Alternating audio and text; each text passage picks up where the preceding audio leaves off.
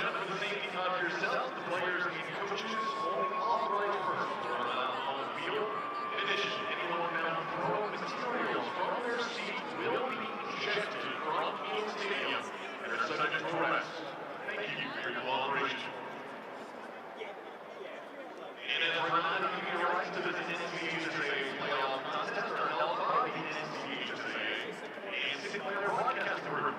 Any unauthorized broadcast or webcast of the visual or audio accounts, depictions, or descriptions of this game without consent of the North Carolina High School Athletic Association is strictly prohibited.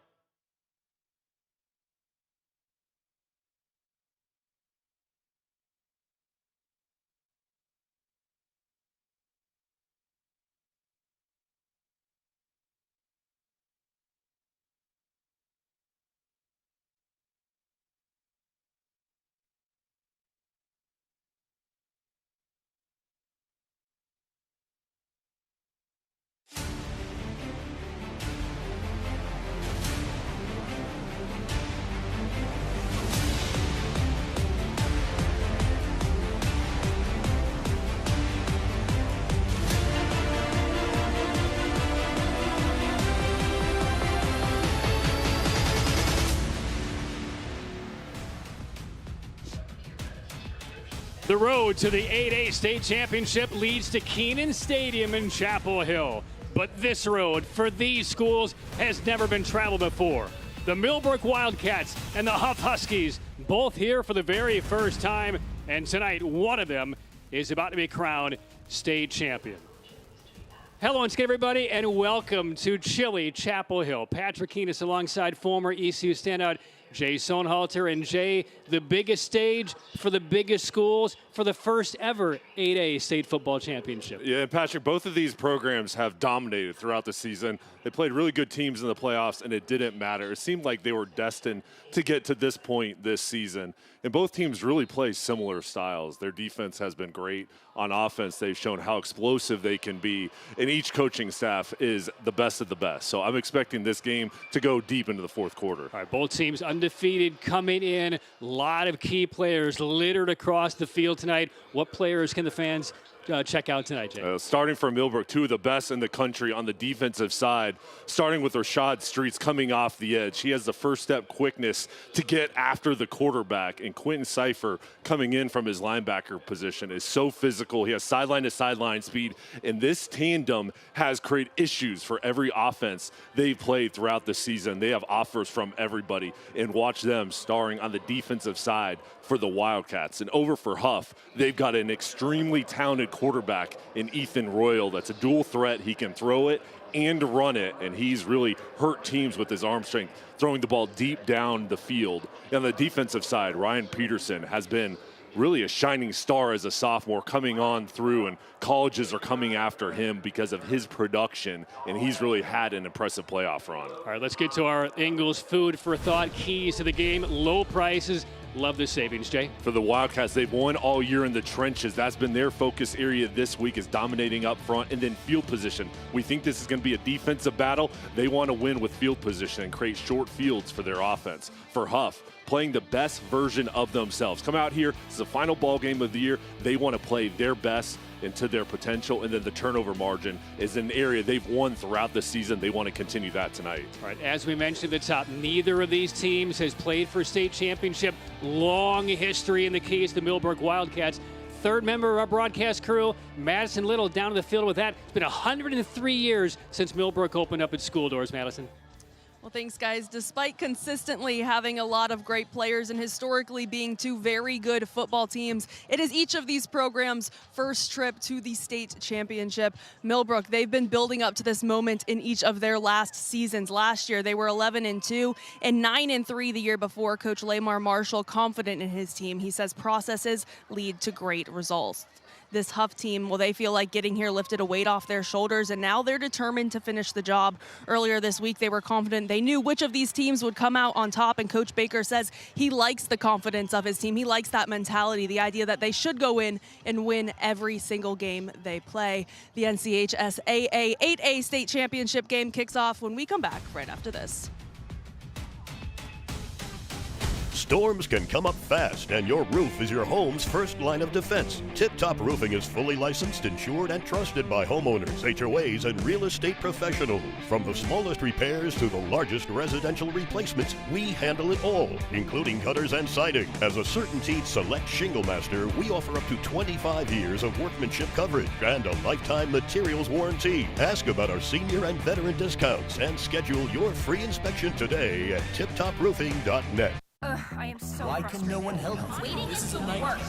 Healthcare is broken. At Blue Cross and Blue Shield of North Carolina, we get it. Really? Really. That's why we're making healthcare better for all. Starting with you. Yes, you, Daryl.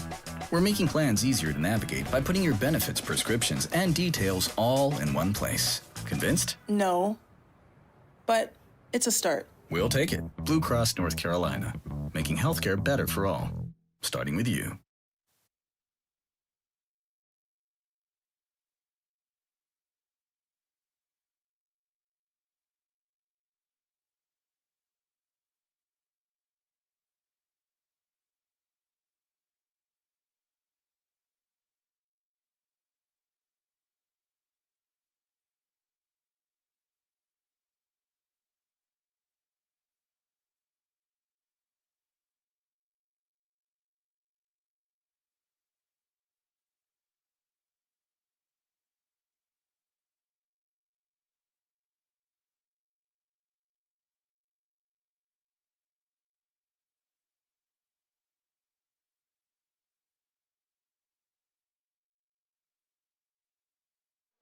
Tonight's 8A state championship, we'd like to recognize two players who have exhibited outstanding sportsmanship throughout the 2025 season.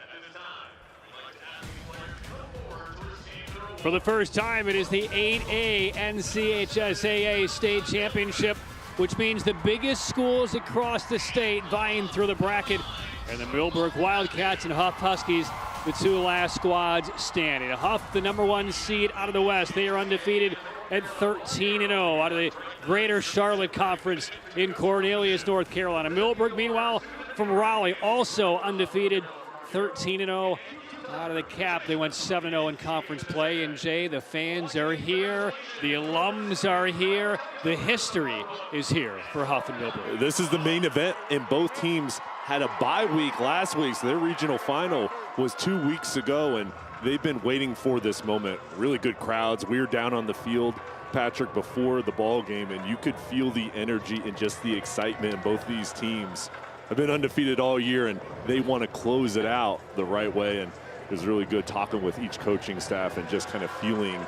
you know, their last thoughts before this ball game. And now both of these teams put up some really impressive offensive numbers over the year, but make no mistake, the calling card for Hough and Millbrook has been their defense. Combined, these teams have had 10 shutouts this year, including Hough. They shut out West Charlotte in the regional final a couple of weeks ago in a demonstrative 24-0 win. And that was a big win against West Charlotte, who many thought would be able to challenge them, and they were not able to keep it close. Hough just ran away with that ball game, and Millbrook in their regional final went down to Wilmington and played against a Hoggard team that's a perennial power in the East. They were in the state championship a couple years ago, and they won that ball game 14-7 and really stretched that ball game out there in the second half with their offense taking over and winning along the line of scrimmage. That was a game where Millbrook's defense, again, that's been kind of their battle-tested unit this year, gave up an 80-yard touchdown drive in the first possession of the game to Hoggard.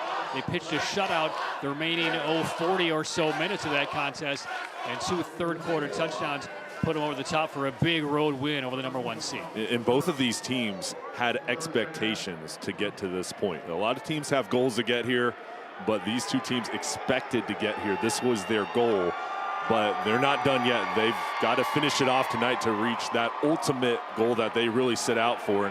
And I think we're going to have a great ball game. And these two teams really, Patrick, they were destined to be here. I mean, these are the two best, and they steamrolled through their schedule, and I think we're going to see really good competition. I mean, this will be the historical moment for one of these programs. It's already history, the fact that Hough and Millbrook are here.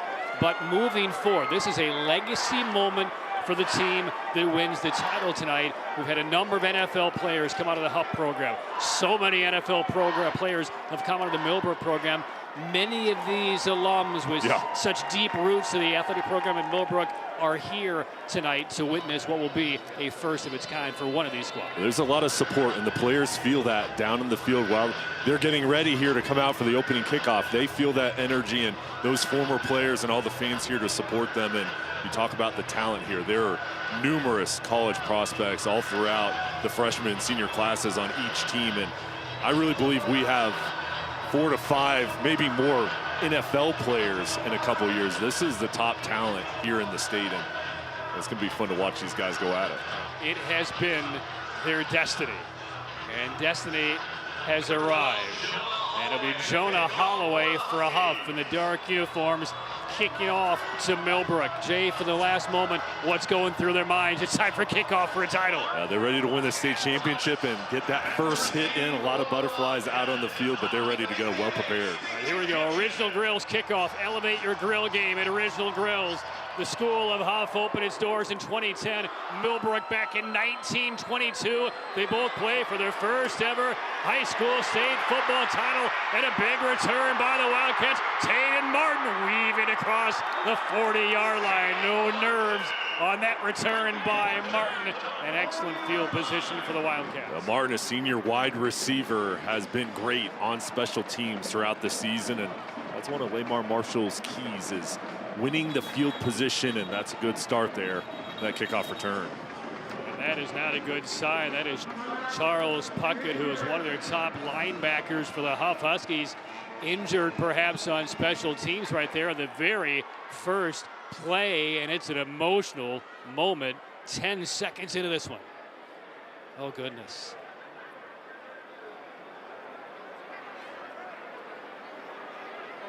You're waiting your lifetime for this moment.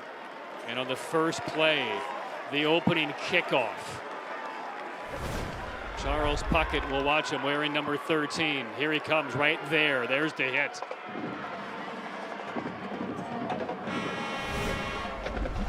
And to the sideline he goes, and they will check on him to make sure he is viable to return. That is a potential key loss for Hough. But as a young sophomore, he's provided so much production throughout this season. All right, so here we go. The Millbrook Wildcats, led by junior quarterback Bryson Gray. He's 18-1 over his career as a starter. He's the number 2 passer in 8A across the state. He's thrown for over 2,400 yards. And on the ground on first down for the Wildcats, a carry for a couple yards from Bryson McCullers. As we take a look at the starting lineups, brought to you by Affordable Dentures and Implants. Use your 2025 dental benefits now to get the smile you deserve. Visit AffordableDentures.com for the practice near you. With McCullers, Martin, Thomas, Gilchrist, and Braun are very athletic skill group. Avery, James, Chitty, Ramsey, and Daniels up front. The key tonight is, can the offensive line for Millbrook get movement against this talented group up front for the Huskies? Colors on that game opening carry for a yard. A touchdown run, a couple of them last week in that road win over Hoggard. 2nd and 9. Gray throws it into the flats and quickly wrapped up by the defense. No gain there. The 3rd down and long as Malachi Gilchrist makes the reception as we take a look at the Affordable Dentures and Implants defense for the Huskies. Chachi Sullivan, the defensive coordinator, has a great group. Berlin Brewster, Hilliard, Porter, Peterson, Puckett, Heath, and Matthews. And that back end with Murphy, Wilkerson, and Holloway have been fantastic throughout the season, just shutting down their opponents. Expect a defensive tussle tonight for the state title. 3rd and 9 for the Wildcats.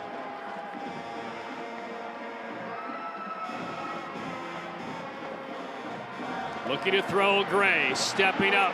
Pocket collapses and he slides forward back to the line of scrimmage. And the Husky defense, which has pitched 5 shutouts this year, including a regional final 24-0 blanket over West Charlotte, forces a 3 and outs. And there wasn't a blitz here from Hough. They just rushed with their front 4. The pocket collapsed and there was nowhere to go. And this defense doing a really good job getting that penetration up front. Ethan Lebrecki, number 88, will punt it away for Millbrook. So the Wildcats got the large kickoff return to the 40-yard line. They advance it only 1 yard on 3 plays. And Lebrecki boots it away. It's a spinner hanging high toward the far sideline and checks up at the 34-yard line. So we're underway. The wait is over. Millbrook and Hough for the 8A state championship.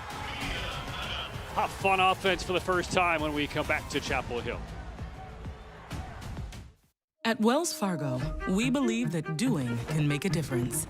That's why we've donated over $2 billion to strengthen local communities over the last 5 years. From over $745 million to help address housing access and affordability, to roughly $420 million to help small business owners through nonprofits, to over $55 million to support scholarships and programming for students. Because doing gets it done.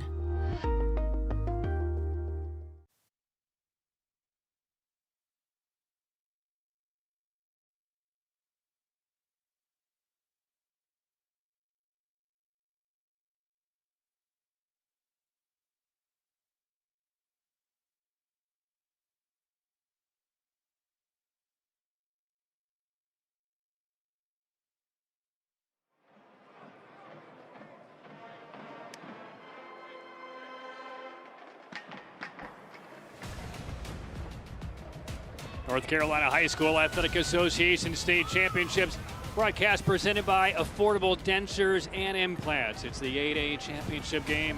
Hough forces the quick punts, and there is Ethan Royal, the junior quarterback for the Huskies. First year as a starter. He's a tremendous athlete. Watch him through the air, quick release, very accurate and very slippery with his legs. Drive for the Huskies. The first down, a state title game begins at their own 34-yard line. And Royal will put it on the ground, and this is their top back, Jamarian Morrison, around the right side for about 6. Morrison's really come on strong here as a sophomore, and with him in the backfield as well as his skill players, Patrick, this is a group that's put up a lot of points this season. Affordable Dentures and Implants starting lineups. You got White, Evans, Anderson, and Carter on the outside, and then up front, this is a group Deshaun Baker loves how athletic they are, how big they are, but the main thing is how tough they have shown to be throughout the year. Hard run between the tackles. Morris again for a couple of yards. Use your 2025 dental benefits now to get the smile you deserve. Visit AffordableDentures.com for the practice near you. And here are the Affordable Dentures and Implants defensive starters for Millbrook. Wilbert's a disruptor up front with St. Clair Streets, Sizer, Cipher, and Adams, along with Wilson, athletic linebackers. In the deep end, they got to make sure they keep everything in front tonight. All the wide receivers cannot get past that group. They swing it across the flats, and that will be enough for a first down out to midfield. That's their top target, Jaden White, who led the Huskies with 40 receptions, 11 of which went for scores this year. He'll move the chains for the first time. Yeah, he can take it the distance, but there just throws it to him out in the flat. Gets enough to move the chains, and he's a very physical wide receiver. Tip Top Roofing first down. Tip Top Roofing, faith, family, football, roofing. At midfield, Huskies football, first offensive possession of the game.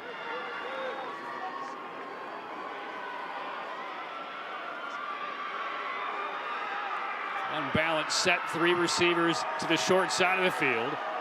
And Royal on the ground, hard, heavy run. Morrison drives ahead for about 6. He will be a tough candidate to bring down, averaging almost 8 yards a carry this year. And if Hough can establish Morrison on the ground, and this is right in between the tackles, right up the middle, and he just pushes the pile, nice double team block up front. But if they can establish the running game, it's going to open up the play action pass, and Millbrook has shown they can stop the run against anybody, but a good start here on the ground for Morrison. That sophomore just went right at Marquez Wilbur, number 33 for Millbrook, who's a D1 recruit. Second down and about 4. Room on the left side, sliding just below what was going to be a pretty big hit.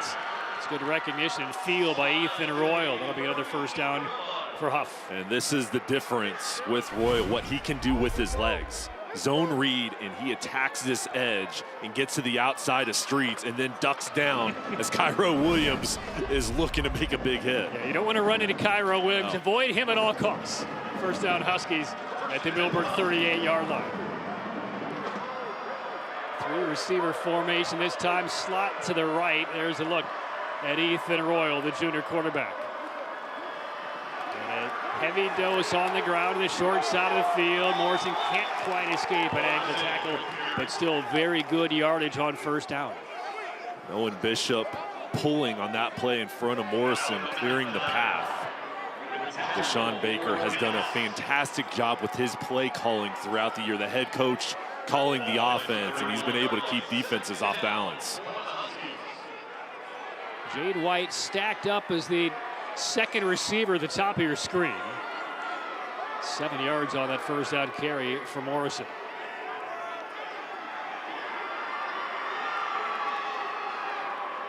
See what the Wildcats defense do. They will swing it out, and this is Jaden White. Gets a little block and gets stuck at the 28-yard line. Massive hit. Stopped him in his tracks, but he held on to the football and collects the first down. That was a titanic collision, but holding on is Jaden White. Tyron Evans out wide, having a key block there. He holds up his man, but then the defense just flies over Cairo Williams with the first hit, and he's an enforcer on the back end. What did we say? Avoid number 11's hit at all costs. That's why. Division I recruit, only a junior, and he's the guy that kind of cleans up things. He's the eraser in the secondary. First down again, a little confusion here for the Hough offense. Down at the 27-yard line. Play clock down to 3, and they're going to have to burn a timeout. Timeout. So we will take this timeout. The number 1 team out in the West, the Hough Huskies, drive it on their first ever state championship possession. 5:30 to go in a scoreless first quarter.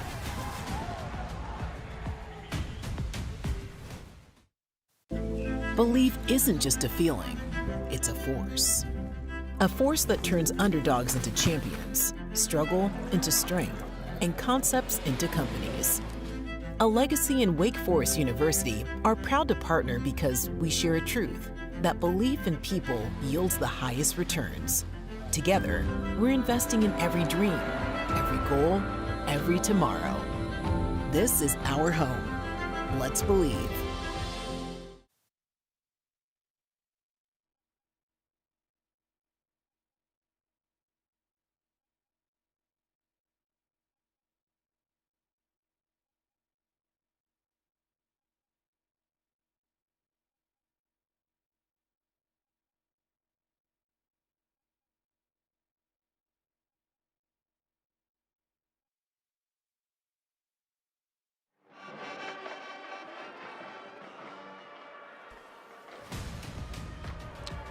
Huskies marching forward.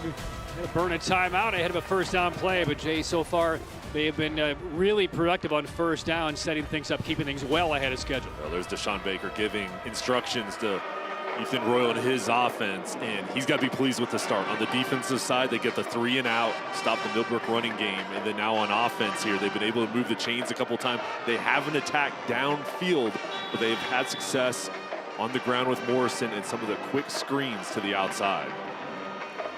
Aaron Morrison, number 21, has been the featured guy.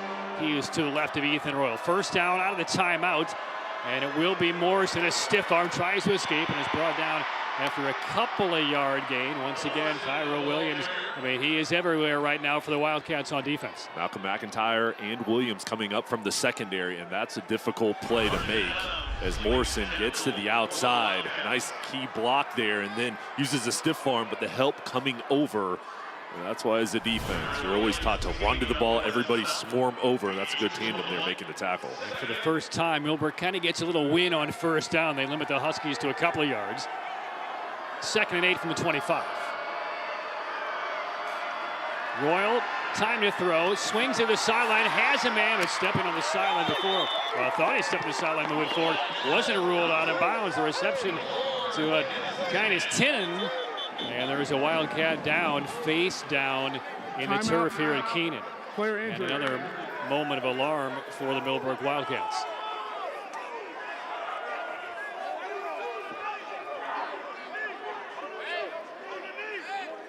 Well, let's hope he is okay here.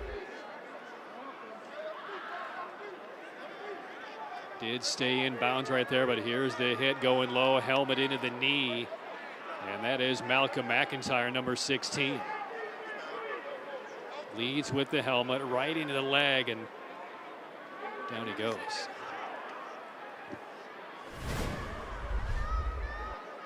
And you see McIntyre moving his arm, moving his legs. Good sign there. 8 games played for McIntyre over the course of this year. Transferred into the program. That's why he hasn't played all 13 games this season for Millbrook, but he's been an incredible defensive talent. 5 interceptions. He's run 2 of them back for scores. A couple of sacks, a couple of fumble recoveries, critical to this Millbrook defense.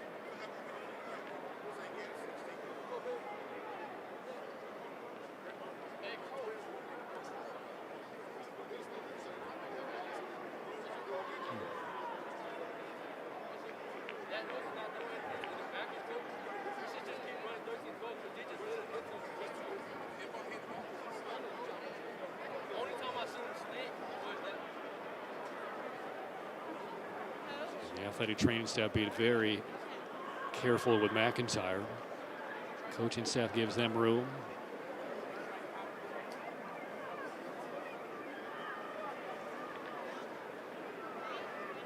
Meanwhile, all players on both sidelines are down on a knee.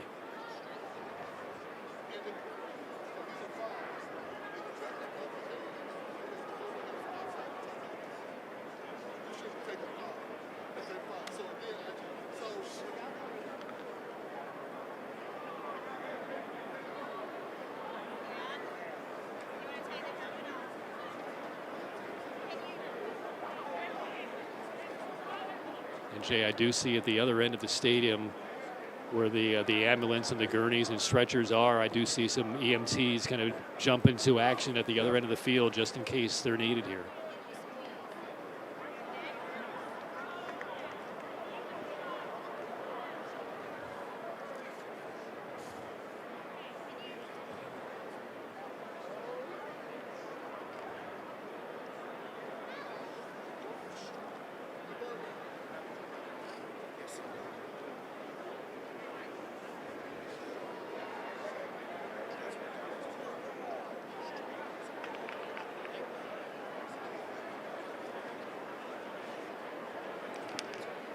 They've turned McIntyre now onto his back.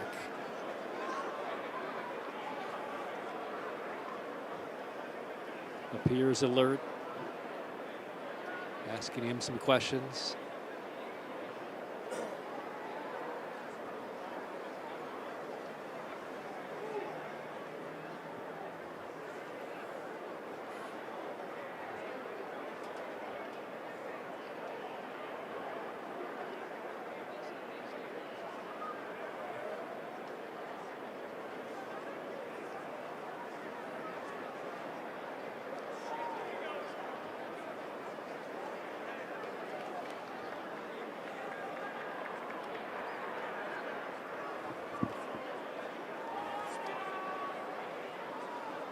Lamar Marshall just overseeing tough moment for all involved.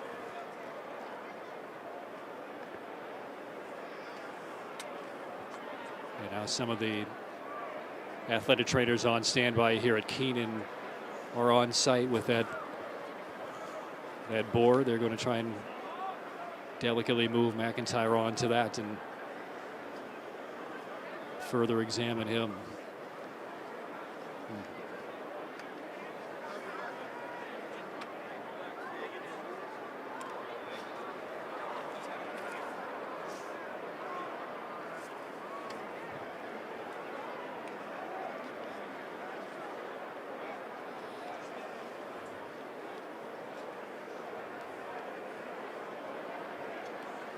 I do see that left leg of McIntyre bent up. The right leg still extended.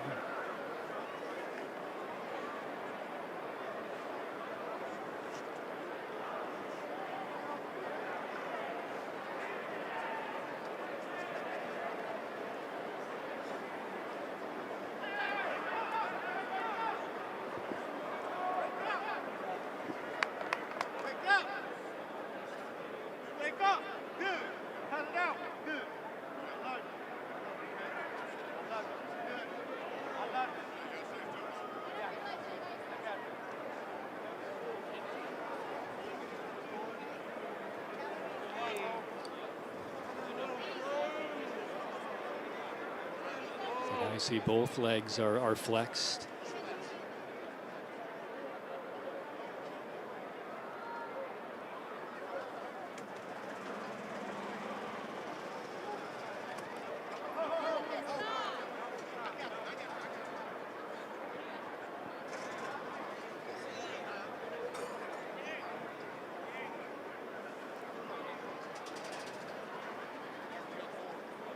Such a difficult moment, Jay, That's because tough. you're waiting a lifetime for this kind of moment.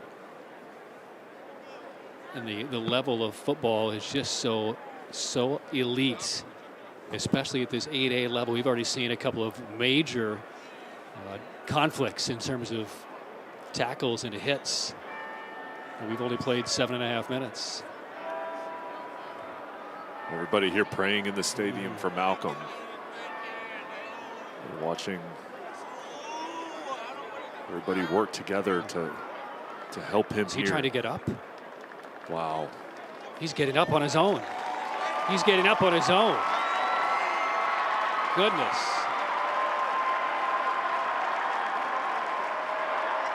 Fans to their feet.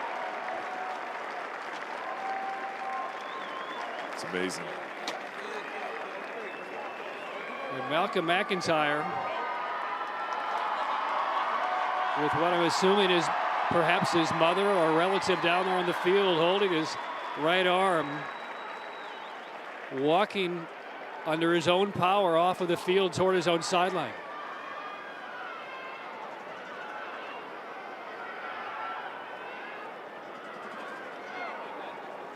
Does that tell you how much this game means to Malcolm McIntyre?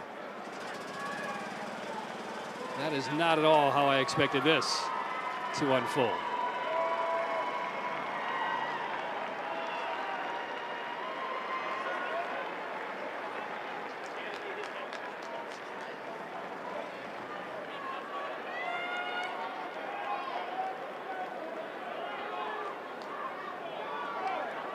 The reception from his teammates. He didn't even want to come off the field. Oh. Thank goodness he's able to walk off. And I know everybody's kind of regrouping right now and making sure Malcolm's okay as he walks over the sideline. But these fans gave him a great ovation, just showing that will, being able to get up. What an emotional moment. Health and future matters more than these next 40 minutes. Hard to explain to Malcolm McIntyre. Wow. What a moment. Well, now the game will resume. First down for a Hough at the 11-yard line. Somehow we get back to the field to play. And a carry for a couple yards. Mentally, Jay, where are all these players after that near 10-minute delay? It's difficult because you're down the field and everybody's very solemn, taking a minute to say prayers, and then you've got to come back out and go back to work.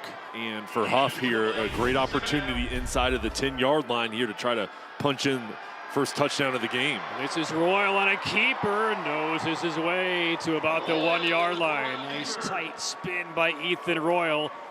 Sets up now 3rd down, or will it be 1st and goal? The officials are deciding here. It is a 1st down, so 1st and goal to go now for the Huskies from the 1. And Royal's averaging over 7 yards per carry on the season for Deshaun Baker, and he's used the zone read numerous times already here in the first quarter. Nobody has scored more rushing touchdowns for the Huskies than number 1, and there's another one. Ethan Royal from a yard out gets Hough on the scoreboard first for the 8A title. For Ethan Royal, a great start there on the ground, using that zone read and making good decisions of when to hand the ball off and when to pull it and take it. There's the defensive end, crashes down over on the left side. You see that edge is wide open. That's easy taking for Royal, and a smooth drive for this Huskies offense. Pearson Sella, number 82, on for the extra point. High snap, they get it down, and Selland gives Hough a touchdown lead. 13th touchdown run of the year for Ethan Royal.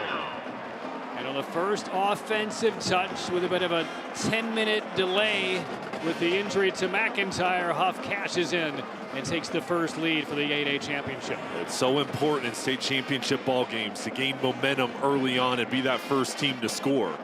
And for Hough, on the defensive side, they are solid. And then their offense gets the ball back, and that's a slow drive where they use the clock, mixed in the run and the pass. And this is a Millbrook defense that's been awesome throughout the season. And they're just able to manufacture points there using that zone read, the combination of Morrison and Royal really keeping the defense off balance. So the Tatum and Atkinson touchdown, a 1-yard touchdown run by Royal. Tatum and Atkinson, the heavy hitters. 7-0 Hough. Original Grills kickoff. Elevate your grill game at Original Grills. 3:47 to go, opening quarter, end over end kick, returnable for Millbrook. They got a big return to open the game. They're going to get another big one here, out to about the 32-yard line. It's Malachi Thomas with a good return.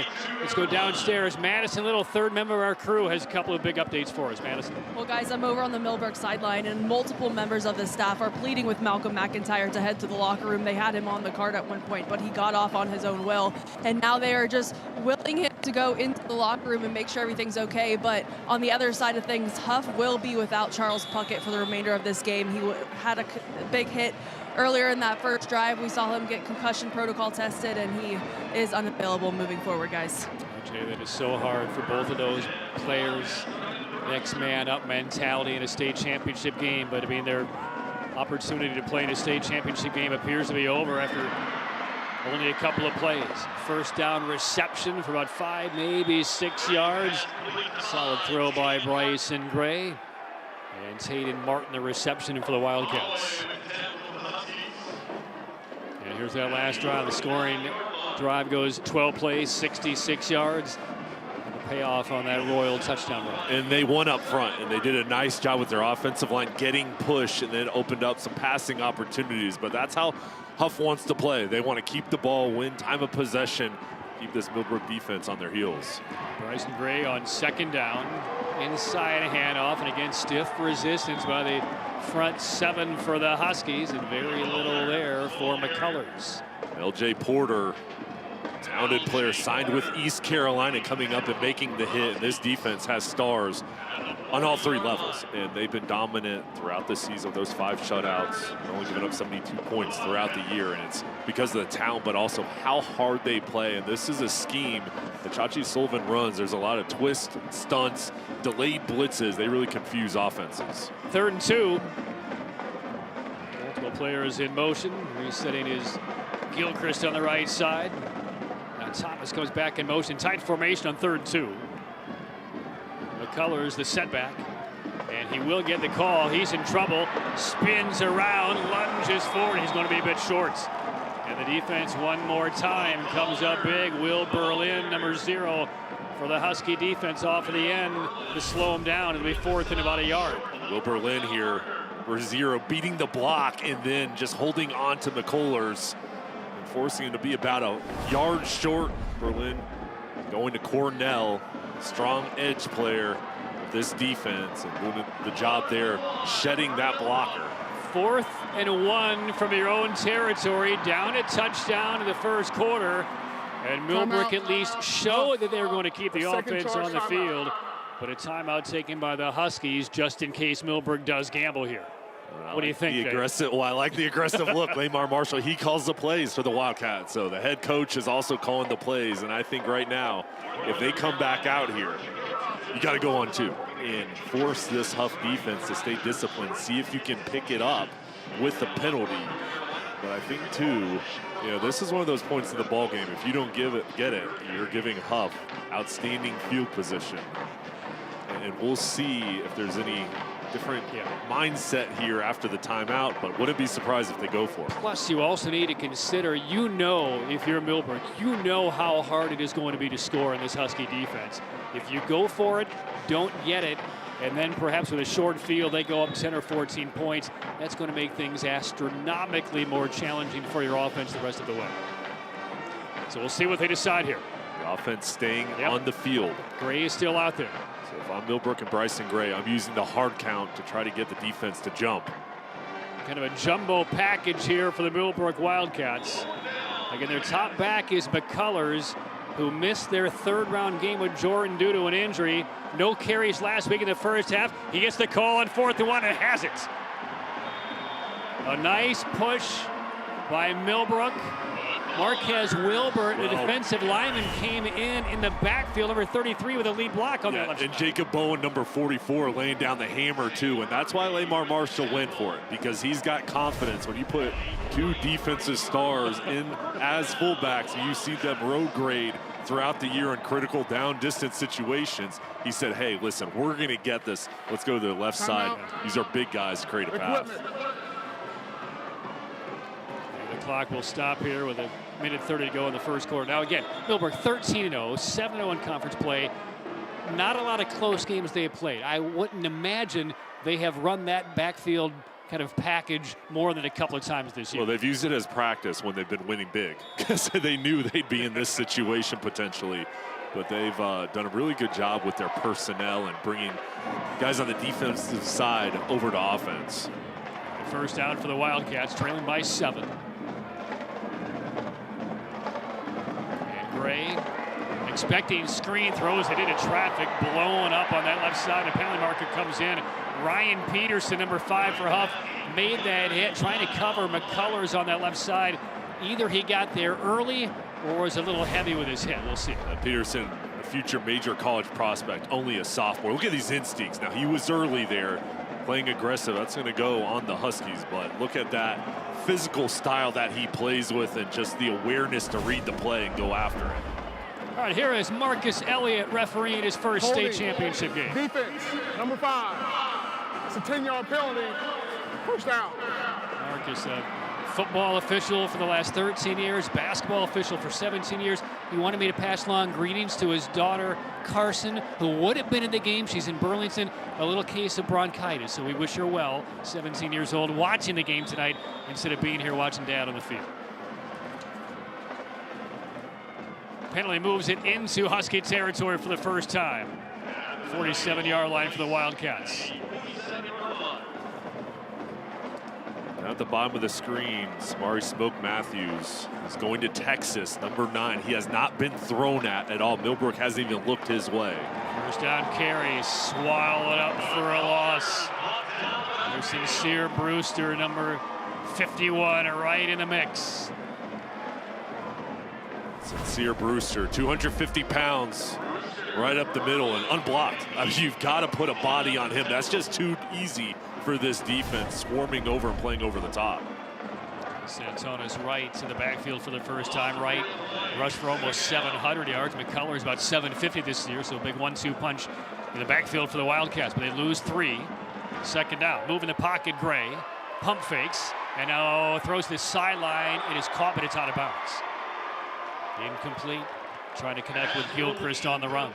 On the play action, they are going at Matthews. And they're ball just a little bit too far to the outside, but that's the first play-action play where they tried to attack downfield. By the way, you mentioned Samari Matthews earlier. Would you believe last year he was targeted 7 times over the course of the entire campaign? That's it. That's how well respected that cornerback is nationally. I mean, he's one of the top cornerbacks in the last several years across the country. It might be 7 times too many. It's not smart going his way. Timeout taken, but had the 3rd and 13 for a nonplussed head coach Lamar Marshall on the sideline for Millbrook. And here for Lamar Marshall, potentially screen, 3rd and long, aggressive defense. Maybe you can sneak one in to one of your backs. Santonis Wright excels in the screen game. But him and Deshaun Baker have done a fantastic job with their programs this year, getting to this point. And there's the Hough defense down on the field. And this group has just smothered their opponents. And Jay, I don't think if you're Lamar Marshall, this is just me thinking out loud, I don't think you're pot committed to going for it on 4th down. I think it really depends on how many yards you pick up on 3rd down. Because I'd be uncomfortable again going for 4th down if you're right around midfield here. It still would be a short field going the other way. Well, and he talked with us this week about the value of field position. So you still have 3rd and 13 coming up, but you've got to be careful with the football. But he knows this is going to be a 4-quarter game, and the importance of pinning the other team back is key. 28 seconds left, 1st quarter. Line to reach is the 37-yard line for the Wildcats. Again, Bryson Graves thrown for almost 2,500 yards this year, only topped by one other quarterback at the 8A level, so he's more than capable. Thomas and Gilchrist, his 2 main targets. Will he get time to throw? Rushing 4, steps up, throws for Thomas, finds him, sprints toward the sideline. He'll pick up maybe 5 yards. And good job on coverage there by the Hough Huskies. Now you're 4th and about 9. It looks like the punt team is on the way out for Millbrook. Jackson Heath, the safety, junior, 6 feet tall, 205 coming up along with Peterson.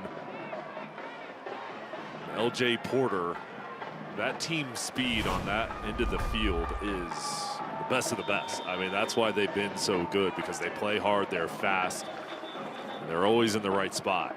Right, so the Wildcats poised to punt it away for the 2nd time. And that will draw us to the end of the opening quarter. So the 8A state championship underway. This touchdown by Ethan Royal, the difference so far. Hough up 7, 2nd quarter from Chapel Hill on the way.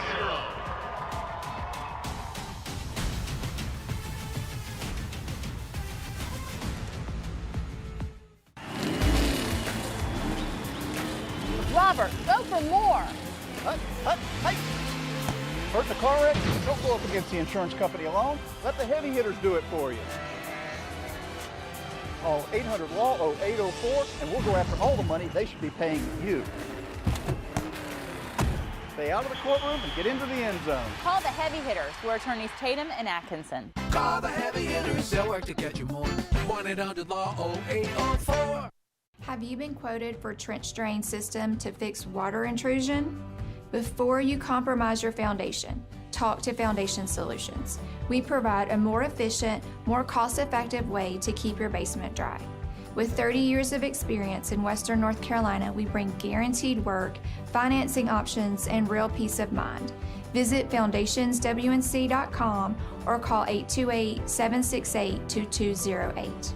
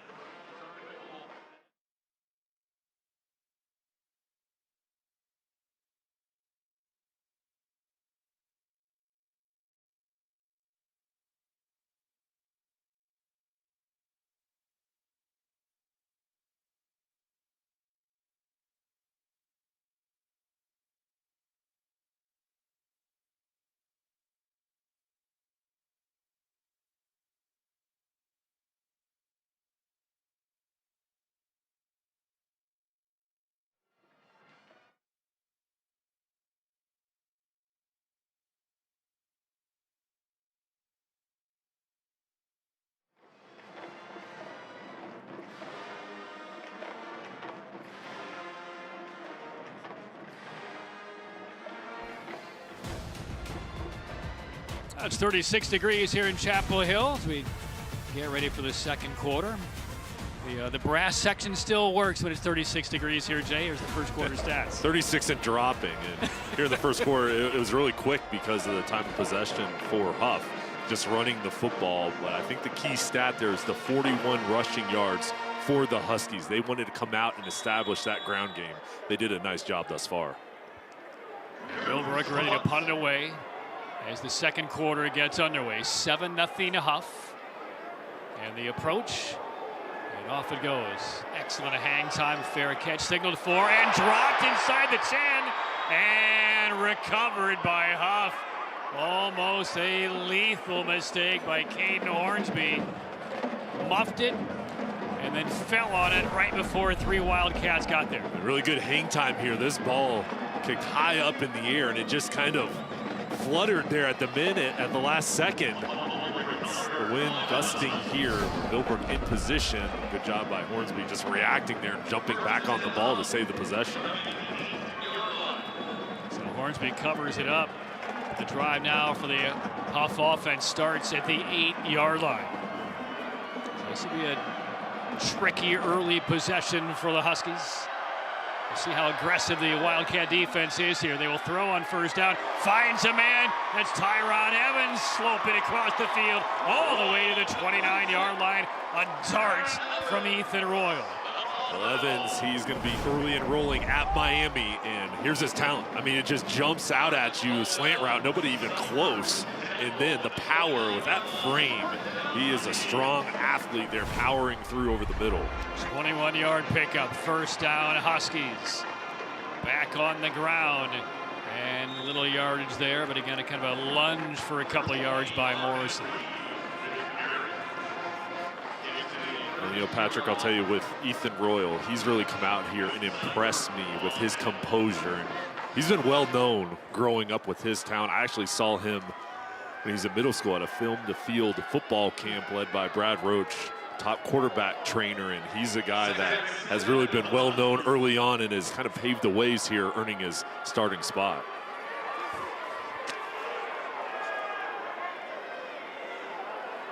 Pick up with 3, Marvin Reed on that last carry for the Huskies. Madison will have more on that story coming up in a moment. Fake on the option and collar down right across the 30. No markers come in. How about that for a hit by Millbrook? Shot Streets, number 22. Watch this tackle. Well, Streets, the top player in the junior class, showing why with that power off the edge. 3rd and 8 for the Huskies. We told you right at the top, there are some ballers on the field here today. We've seen that on full display in just a quarter of this championship game. Huskies up a touchdown, facing 3rd and 8 from their own territory. Royal has to chase a bad snap down, runs past it, still loose, and he claws it in. But a huge loss for the Huskies, who made a couple of big mistakes in the last couple of moments, giving Millbrook real hope here in the second quarter. Just out of rhythm on this drive, and the snap going to the right of Royal. And here, this is the smart play. Just do whatever you can after you try to pick it up. Just jump on the ball and regain possession. A muffed punt, nearly recovered by Millbrook inside the 10-yard line. That poor snap barely recovered in the nick of time by Royal back at the 10-yard line. And now a punt from the end zone. Here come the Wildcats. They nearly got there. And it's a short kick. And we'll take a bit of a Husky bounce. But Millbrook will start in Hough territory. 9-12. Check that 9-10 to go in the first half. Excellent field position for the Wildcats. Down 7. Don't go anywhere.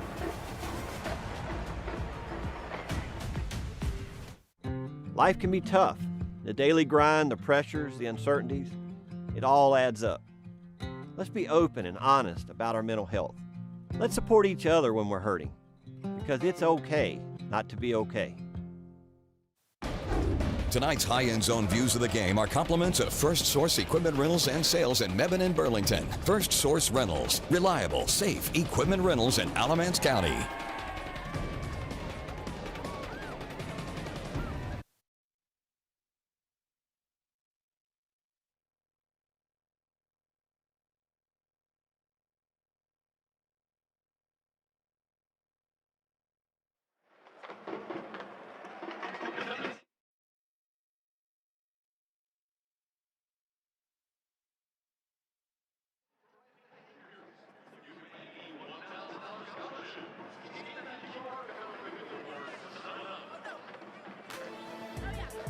Hey fans, stay tuned for the Foundation Solutions halftime report. We'll have a special interview with Q Tucker, the commissioner for the North Carolina High School Athletic Association. Highlights from the first half and a whole lot more. That's all coming up on the Foundation Solutions halftime reports. So good to be back in Chapel Hill. Kenan Stadium has hosted more state title games in this state than any other venue. This is the 85th hosted by Kenan, dating back to 1989. 4 more over the course of this weekend. First down, Millbrook. Excellent field position on the ground. First down carry, and McCullers takes it down to about the 41. And for Millbrook, they've got to get McCullers going. He's been the key to their offense this season. His ability to run the ball, that's opened up the passing attack for Gray, but it starts up front with his offensive line. He's got a big tight end in Hayes Bronner, and McCullers running behind that group. It's really loosened things up for Gray. We told you he was a full go today. Missed their 3rd round game and the no carries in the first half last week in their win at Hoggard. And McCullers will bring up about a 3rd and a 1 for the Wildcats. Very important drive here for Millbrook. Best field position, a couple of shaky moments for a Hough. And now you're in their territory and trying to build a little offensive confidence here. And Lamar Marshall, 3rd and 1, goes back to Jacob Bowen. Marquez Wilbert, they are back in the ball game in the huddle. So those two lined up at fullback for the 4th down conversions. They're back in now. Expect strong play right up the middle with those two leading the way. And Gray under center. And now it will go to one of the linemen, and it will be enough for a first down. So Millbrook hands it off to Jacob Bowen, using McCullers as a bit of a decoy right there. There will be enough for a first down as they signal. And there's McCullers and Wilbert blocking. Heck of a block from McCullers. He pancaked his man, and Bowen, only a sophomore. He's a physical presence on the defensive side, but Lamar Marshall trusting him in a big spot. Guarantee everybody in the stadium thought number 3 was getting that handoff. But congratulations, well deserved to Bowen to the sideline. First down, Millbrook. And Gray back out of the pistol with McCullers behind him. 7:25 to go until halftime. McCullers back to the line of scrimmage and driven back by a phalanx of Husky defenders, and a little bit of extracurriculars there. Ryan Peterson, number 5, getting in the mix with McCullers. And Deshaun Baker talked with us this week about Peterson and how he's really impressed this season. Only a sophomore, and you see those natural instincts.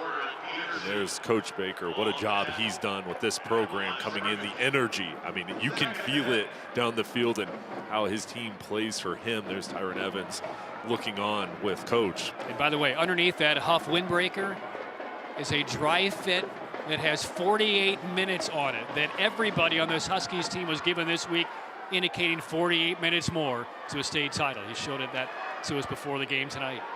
2nd and 10. Gray will air it up the sideline. Some bumping, some slowing, and a yellow flag sails in.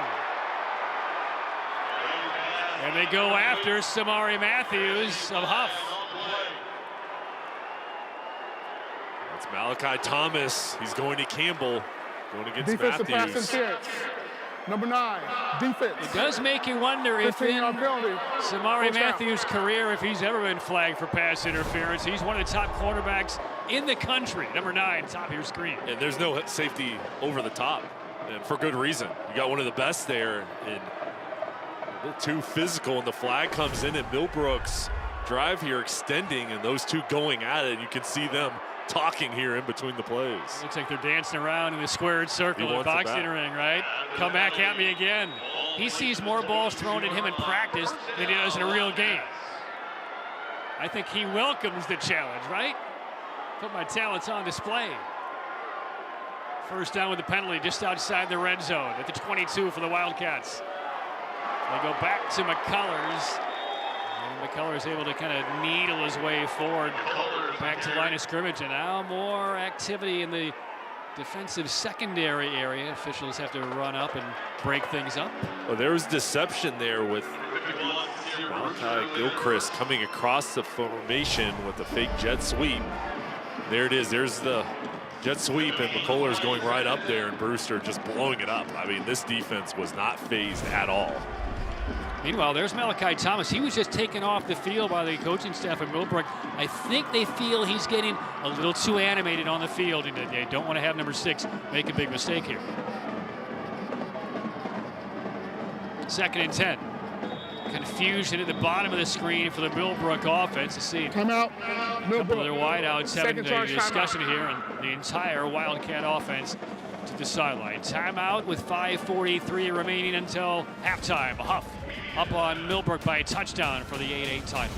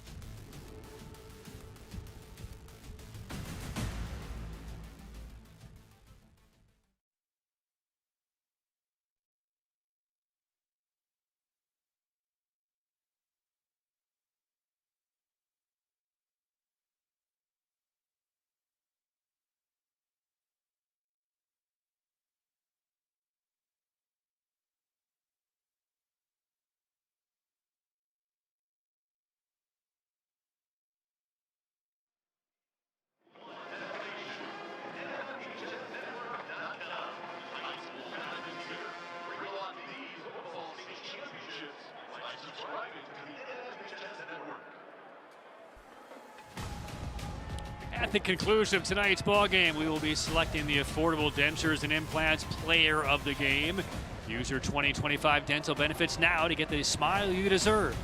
Visit AffordableDentures.com for the practice near you.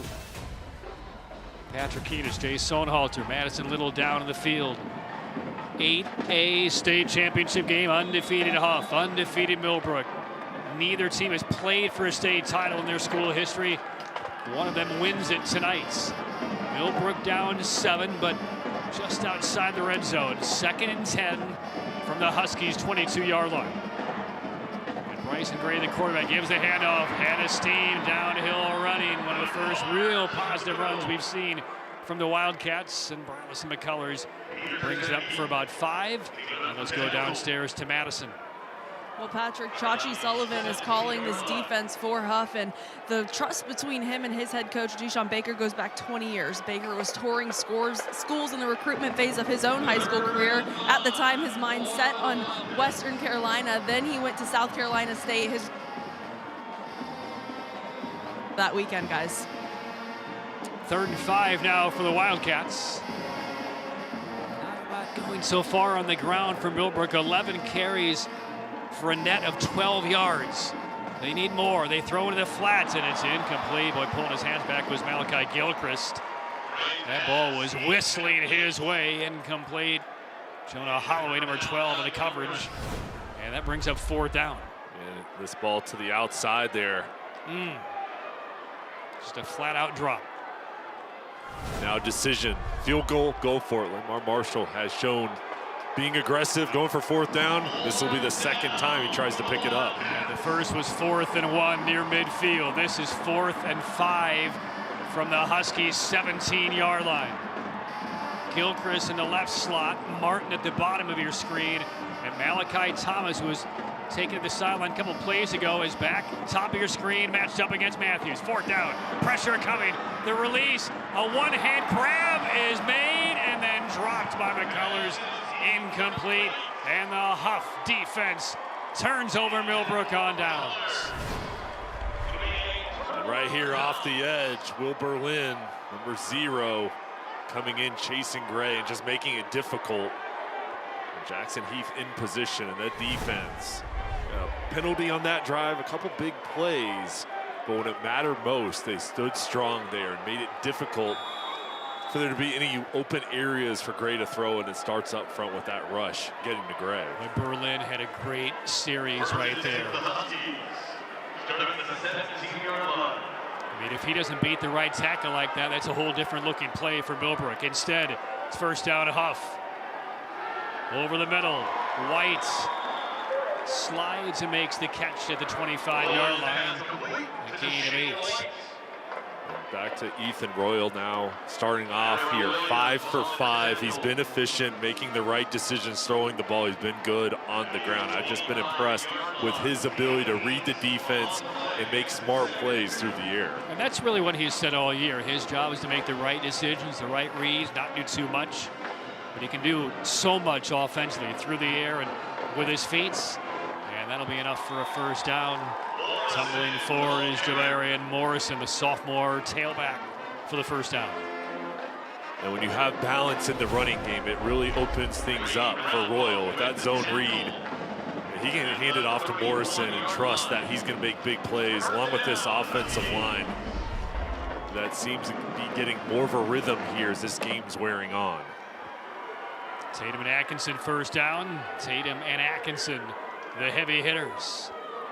There's Quentin Cipher, 5-star junior linebacker with offers from everyone.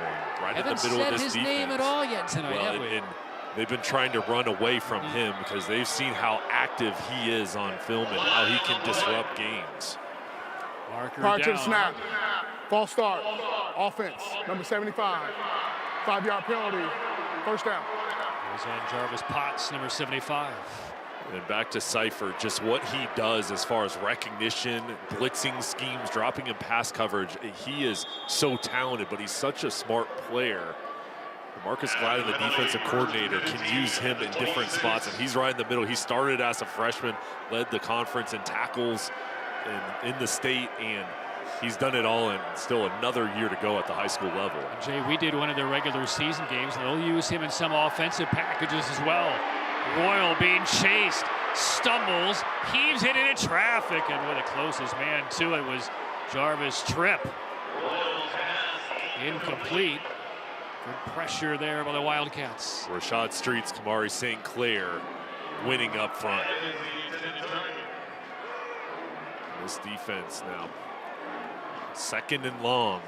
Got to make sure you keep everything in front. Tyron Evans, the wide receiver for Hough, along with Royal, they've been able to connect on big plays throughout the year. And Madison has more on Ethan Royal. Well, Jay, you mentioned it earlier. This staff knew how good he would be when he was in middle school, but he had to wait his turn. He had to earn it. He came into the program, was playing backup to Maddox Green for 2 years, and told coach earlier this season, I'm glad you made me sit 2 years. I got to learn a lot and see things from the sidelines, and now super confident, and this program trusts him with their offense. Nice driving run there by Morrison. It ends up 3rd and somewhat manageable. Yeah, and Madison really made a great point. You know, so many guys want to get on the field. Of course, Ethan Royal did, but kind of biding his time and waiting for his opportunity gave him patience, gave him a different perspective, and it's all paid off now with his strong season. Need a good decision here. 3rd and 8. Clock shows 2:40 for the half. Both teams have 1 timeout remaining in this opening half. Play clock down to 8. Still a bit disjointed. Royal with some blitz coming over the middle. Finds his man, but it's in and out of the hands, incomplete. Looking for Jameer Anderson out near the 45-yard line. And Millbrook will stop the clock, force a punt with 2:26 left in the first down. Cairo Williams, number 11, dislodging this as it's out the middle in there and just a missed opportunity. It was a slant. Force a punt. We've seen a couple of very uncharacteristic drops on both sides in this first half, and that's a first down if Anderson holds on. Well thrown ball. So Hough will punt it away for the 2nd time, and there'll be a late half opportunity for the Wildcats. The snap is clean this time. They almost got to him, maybe tipped a bit, and it goes toward the sideline and rolls inside the 40. That ball might have been deflected off the foot. There's Millbrook's Marquez Wilbur, number 33. Did he get a fingertip on it? This is excellent effort right up the middle and just kind of nudge, but it did slow down. Big 33. We'll see if it gets touched slightly. I think he did tap it, but I'll tell you, whether he touched it or not, he made Hough get rid of it quick. Here's the reason I think he tipped it, because he ran right through the kicker, knocked it down, and no penalty came in. So if he tipped it, there's no penalty right there. Well, now this is very important for Millbrook. Down 7-0. They have 2:14 left and 1 timeout. Hough will get the football to begin the 3rd quarter. That was a big defensive stop from Millbrook. And now can they put some points on the board here? Drive begins from the 35. Gray on the ground one more time. Boy, it is tough sledding inside the tackles to pick up any discernible yards. McCullers for 2.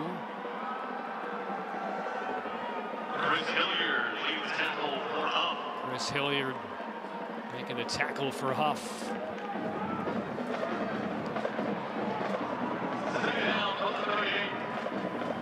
Millbrook right now in no rush.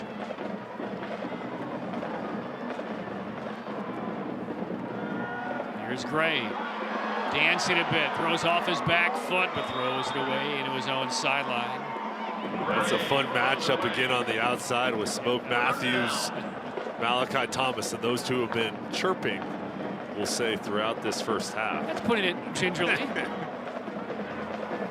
There's another way to put it, but they've been going at it. I mean, it simmered in the first quarter. It's beginning to boil here in the second. Fun to watch because they both know they're elite talents on the edge. 3rd down and a short 7. Well, we're not really doing much as far as the clock goes here in the final 2 minutes of this first half. If they don't convert here, Hough is going to get the football back. Stepping up, deep ball over the middle. Oh, well thrown ball, a little juggle, but Gilchrist holds on, and that's a Millbrook first down. Looks like that nearly scored out of his hands. Big throw from Bryson Gray. He read it and he let it rip. Great protection up front and going across the middle. That's a nice catch from Malachi Gilchrist. His offense needed that pickup. Tatum and Atkinson first out. The heavy hitters, once again, they go underneath. Gilchrist again, diving toward the 40-yard line before he is stacked up. And that will stop the clock after a pickup of about 8. Lamar Marshall and his offense going faster. There's a double crosser there with Gilchrist and Hayes Bronner. That rub route to create the separation. And it's like, have a stop. I'm not quite sure why the official on the side stopped the clock. Oh, there we go. 53.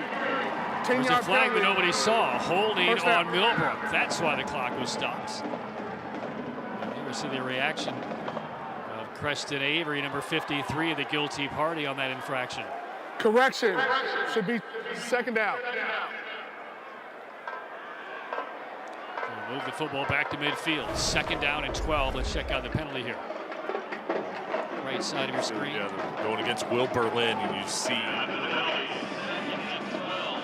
those two going at it. Now the ball's still at the 50-yard line. 1:06, plenty of time. The one timeout. 7-0 Hough.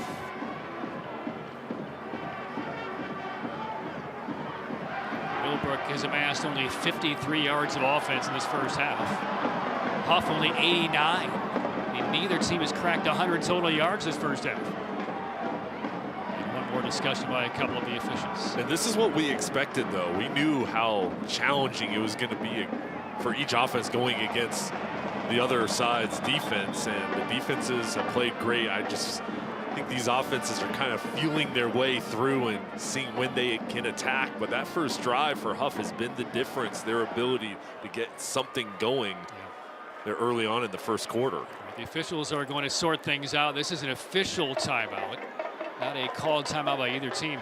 Little known fact here for Millbrook's Lamar Marshall and Deshaun Baker, both in their 30 years. These guys were hired 23 days apart. They're both in their 30 years. Baker was hired by Hough on January 3rd of 23. 3 weeks later, Lamar Marshall hired in Millbrook, and here they are in the state championship game only a couple years later. And they both played running back in college. Duke for Marshall and South Carolina State, where Deshaun Baker was a Hall of Famer. Long pass over the head of Tate Martin. It's interesting because you talk with them, and I think they could still both run the ball. I mean, if Phillip Rivers is coming back to play at 44, these guys are much younger. No excuses for anybody now with Phillip Rivers coming back, but Lamar Marshall is outstanding. Not too far from here over at Duke. Jay, I think there's still room for you in the league. You get one more game on those hips. As long as I stretch out, don't pull any hamstrings, we'll be good to go. 3rd down and 12, 56 seconds left first half.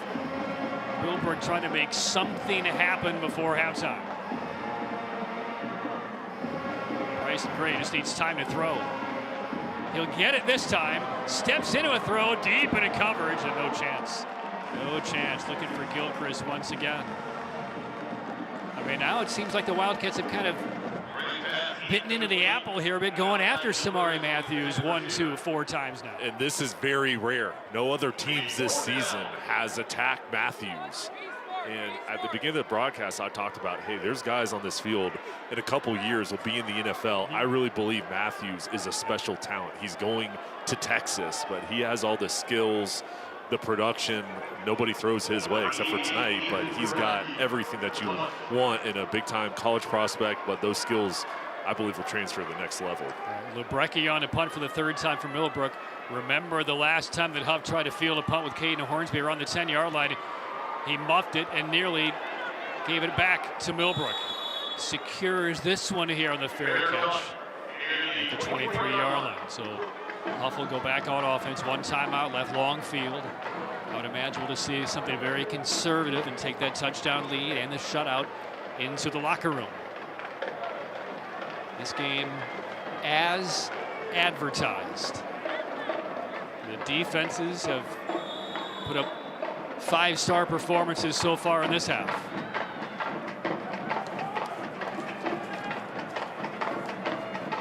But Hough, for the moment, with the upper hand.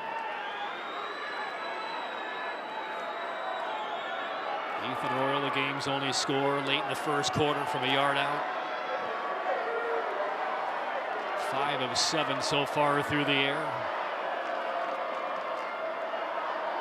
Rushing for the Wildcats. Big throw by Royal down the side, and closest man to it was Marcus Caldwell, the Millbrook cornerback. Long pass incomplete. Tyron Evans, the intended target. Talking about Evans, he'll be going to Miami. And there's a reason you take a shot because of his frame and speed. He's 6'3", 190. So, hey, just go ahead, go deep, and let's see if we can get a big one. Just like I thought, going conservative. 45-yard pass down the field. You know what, though? I'll tell you, the reason they're going for a big play is because of the confidence in Ethan Royal. He will pull it back, throw the sideline. Hornsby driving through a couple of would-be tacklers out to about the 30-yard line. And the clock continues to tick down toward halftime. It looks like they're going to take this into the halftime break. Just a quick pass to the outside. Hough letting the clock wind down. And the clock will wind down. We mentioned that dry fit that Deshaun Baker is wearing under that windbreaker. Do you think they have one in the locker room that has 24 minutes written on it from 48 because they're halfway home? That's the end of the first half. Huskies. And a touchdown by Ethan Royal at the 3:47 mark of the 1st quarter. That is the only score in this 8A championship game. We are at halftime, and this one is playing out just as we thought. The defenses have dominated. Neither team has 100 total yards in the first half, but the Huskies, Jay, up 7 at the break. Well, we thought this would be a heavyweight fight. That's what we called it at the beginning of this ball game. And how do you respond to adversity? How do you take the other team's shot? And Hough came out, scored a touchdown their first drive, and then Millbrook, as Deshaun Baker and Chachi Sullivan are talking with the officials, but the Millbrook defense settled in after that point, but we've got a great second half coming up. All right, Deshaun Baker is with Madison down to the field. Well, Coach, you just had a lengthy conversation with the refs. What were you talking about? I was talking about that holding penalty. They threw the flag as soon as the ball was snapped. Instead of it being 2nd and 20, they gave them 2nd and 12 because they completed the ball, but the flag was thrown before the ball was completed. All right, well, a defensive battle there in that first half nonetheless. How do you evaluate your group so far? I like what we're doing, man. We just got to capitalize on the missed plays, you know what I mean? So we dropped the ball. That would have gave us that kept us going right there. The run game is going. We got to get the passing game going a little bit. But, you know, they 13-0 for a reason. They playing ball too. So, but I like my guys. I like our chances. We're going to come out. We'll be ready second half. Thanks, Coach. Thank you. Back to you guys. All right, thanks a lot, Madison. It is a 7-0 Hough lead at halftime over Millbrook. One of these teams will win its first ever state title. It's the first appearance for both, and they have come out blazing it tonight. Halftime show from Kenan Stadium coming up next.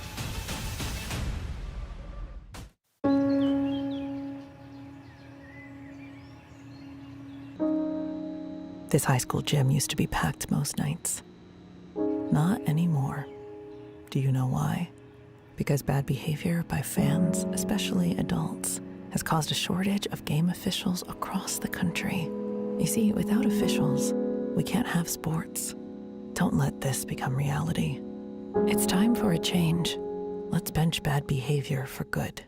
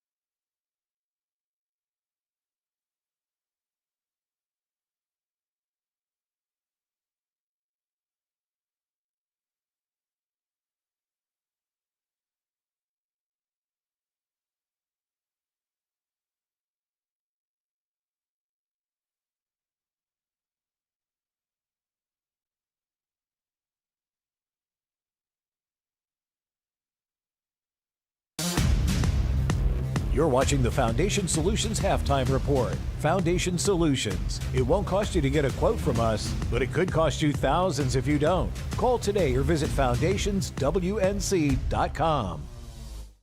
Hey everybody, thank y'all for tuning in to this state championship high school football game. Joining us today is our good friend all the way from Ingalls Markets, Miss Taylor Newhouse. Taylor, are you loving the game so far? Absolutely, it's been a fun one to watch. It has been a fun one to watch. Now, what are you anticipating? An explosive finish, I hope? We always hope for an explosive finish, but definitely an interesting game. All right, we got to talk at the end of the game then. Absolutely. Now, let's talk about high school athletics in general, because from what I understand, Ingalls Markets, y'all have had a long-standing and robust partnership, not just with our organization, but the entire community as a whole. Let's talk about the dynamics of that partnership. Absolutely. We kind of gravitate towards athletics because we feel like it's a great way to reach our communities. But we're with these kids all the way from that first day of elementary school all the way through college. So we're really following them. But athletics is a good way to bring it all together because everyone loves a Friday night football game. They do indeed, including you and I. That's Absolutely. Right. So it sounds like you guys really do bridge that link between academics and athletics. Am I correct to assume that? Yes, definitely. We're there to support children through their entire educational experience. Speaking of supporting children, y'all have people who come into y'all stores and end up working for y'all, people who you go to church with. I mean, this really is a tight-knit community. Is that right? Absolutely. Ingalls is a beacon in all of our communities. And we love to get people in and out of the store, especially these kids that are working at our stores, our athletes and students in the schools that we support as well. That's indeed right. Well, Haley, you know what time it is. It's time to get back to some football. All right, let's do it. Let's do it. We'll see you guys next time on Friday Night Rivals. So, you gonna play this week? You gonna play this week? You gonna play this week? You gonna play this week? You gonna play this You week? gonna play this week? You gonna play this week? You gonna play this week? You gonna play this week? And welcome to the Ingalls Game of the Week as the War Horses square off against the rival. He's going in. He's going in. Go, baby! Ingalls, we're with you every step of the way.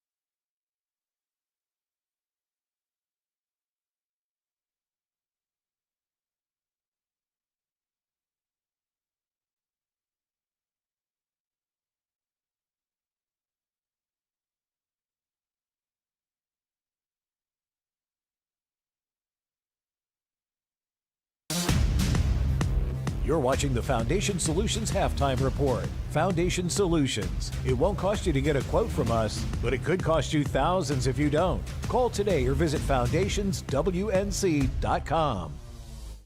Commissioner Tucker, thank you for your time. Another exciting week with the state championships here. It is almost unbelievable that here we are getting ready to crown champions in football when it just seems like we just started the season. This year began the 8 classification system. Why the change? How has it been working? And do you foresee any adjustments for next year? Well, this is the last of a fall championships where we will crown 8 champions based on the new 8 classification system that our board approved.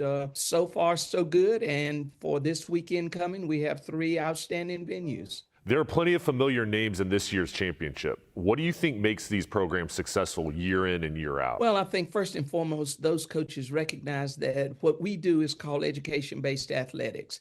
And it's about providing teachable moments. It's about teaching young people the core values of sportsmanship, integrity, and honesty. And I believe that those coaches understand how to navigate that kind of balance. And what do you think has been the biggest challenge for the association this year? Well, I think always a big challenge for us is trying to help everybody understand the role of sportsmanship in what we do. It's been an ongoing theme of trying to keep that front and center of what we do.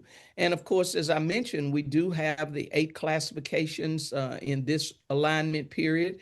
And so just trying to secure those venues has been a challenge. And can you discuss those new venues and kind of some of the highlights of the new opportunities for these athletes to play in? Well, of course, the mainstay is UNC and Kenan Stadium. They've been a site for us for many, many years. The association grew out of the University of North Carolina, and that's one of the reasons that our office is based in Chapel Hill, and one of the reasons that we continue to hold our football championships here. So they're still on the docket. And then, of course, NC State had some conflicts that we could not work around. So we reached out to some other venues, and Lenore Ryan University said, hey, let's talk. And so their Moretz Stadium has been made available to us. We're excited about being in that part of the state. And Durham County Stadium also stepped to the plate and said, let's talk, let's see what we can do. And so we look forward to that. And education-based athletics is a policy that's very important to you. How do we keep the balance in today's ever-changing sports climate? It is about learning how to be a young person, how to grow into that young adult. And if we've done our job, we have those young people poised and ready to be able to go on and make a difference. Commissioner Tucker, thank you for your time as always, and enjoy championship weekend. Thank you so much. The North Carolina High School Athletic Association welcomes you to tonight's game.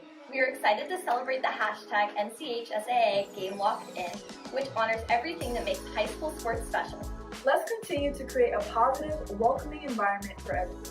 Cheer loudly, support your team, show respect to officials, opponents, and each other. Let's make tonight's game one to remember, full of pride, positivity, and what it means to be truly locked in.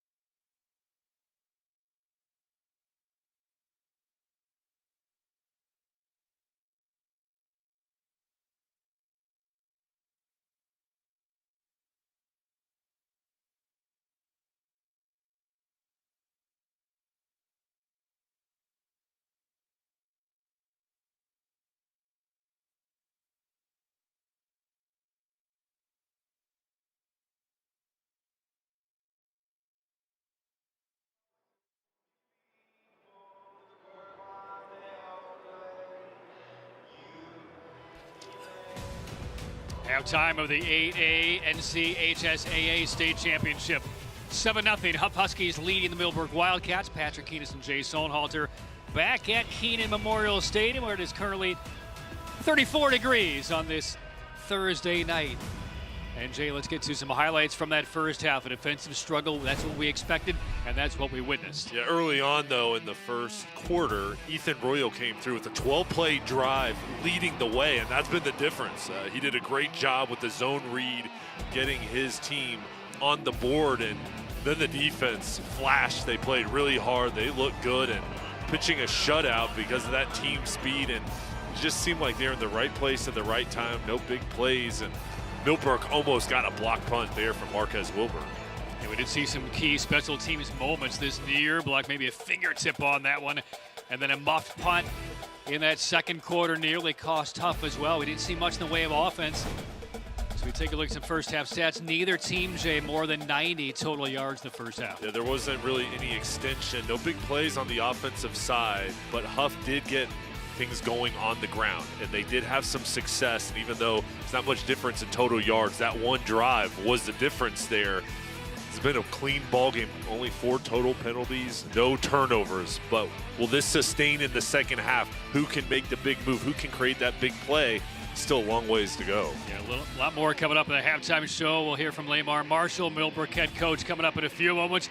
But as we move on in halftime, we'll take a look at some of the great moments across the nation of our Thursday and Friday football packages. We'll roll that from Chapel Hill, where Hough leads Millbrook 7-0. The best Thursday night lights and Friday night rivals highlights from across the country. Ron, nice cut move and a hurdle. He's still on his feet. Are you kidding me? Caleb Ron, touchdown. Oh my goodness, what did he just do? He will roll right, under pressure, still on his feet, trying to find somebody downfield. He's in trouble. He'll throw it to the back of the end zone. The receiver's wide open. Touchdown, McQueen. Michael Henry got his field goal blocked, caught it, and said, look what I found. Touchdown. In one of the most bizarre football plays you will ever see. Pressure, throws it downfield to the middle of the field. What a catch, coming up and grabbing the ball. Oh my goodness. I had no idea it was one-handed that he grabbed that thing and hauled it in. Another rush, they're gonna throw the screen and it's intercepted. How about the big fella, Akeem Davis? Davis staying on his feet. Look at him go. Davis. It's like a scrum. They can't bring him down. Akeem Davis is still moving. At the 30, at the 25, he's stuck out of there. Are you kidding me, Akeem Davis? He is in for the touchdown. 55-yard field goal from the left hash. The kick is up, and it is. It's gone at the buzzer. Bryant is the hero for the Buccaneers.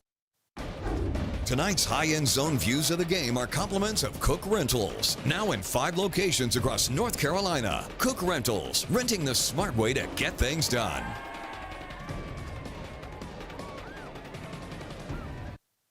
Storms can come up fast, and your roof is your home's first line of defense. Tip Top Roofing is fully licensed, insured, and trusted by homeowners, HOAs, and real estate professionals. From the smallest repairs to the largest residential replacements, we handle it all, including gutters and siding. As a CertainTeed Select Shingle Master, we offer up to 25 years of workmanship coverage and a lifetime materials warranty. Ask about our senior and veteran discounts and schedule your free inspection today at tiptoproofing.net. Tonight's high-end zone views of the game are compliments of First Source Equipment Rentals and Sales in Mebane and Burlington. First Source Rentals, reliable, safe equipment rentals in Alamance County.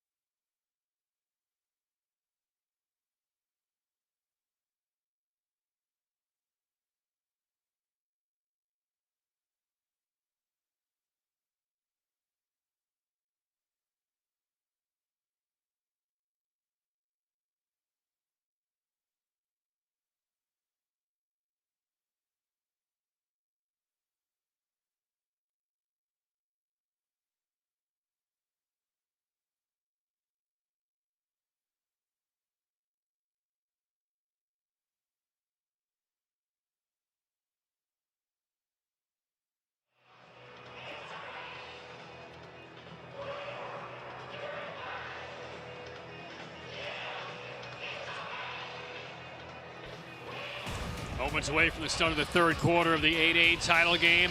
Madison Little is down with the head coach of Millbrook, Lamar Marshall. Well, Coach, after that first drive, this defense really able to settle in. What did you like about that group? That group's been resilient all year. We just got off to a little bit of a shaky start on both sides of the ball. Too many missed assignments. We just got to settle down and play Millbrook football in the second half.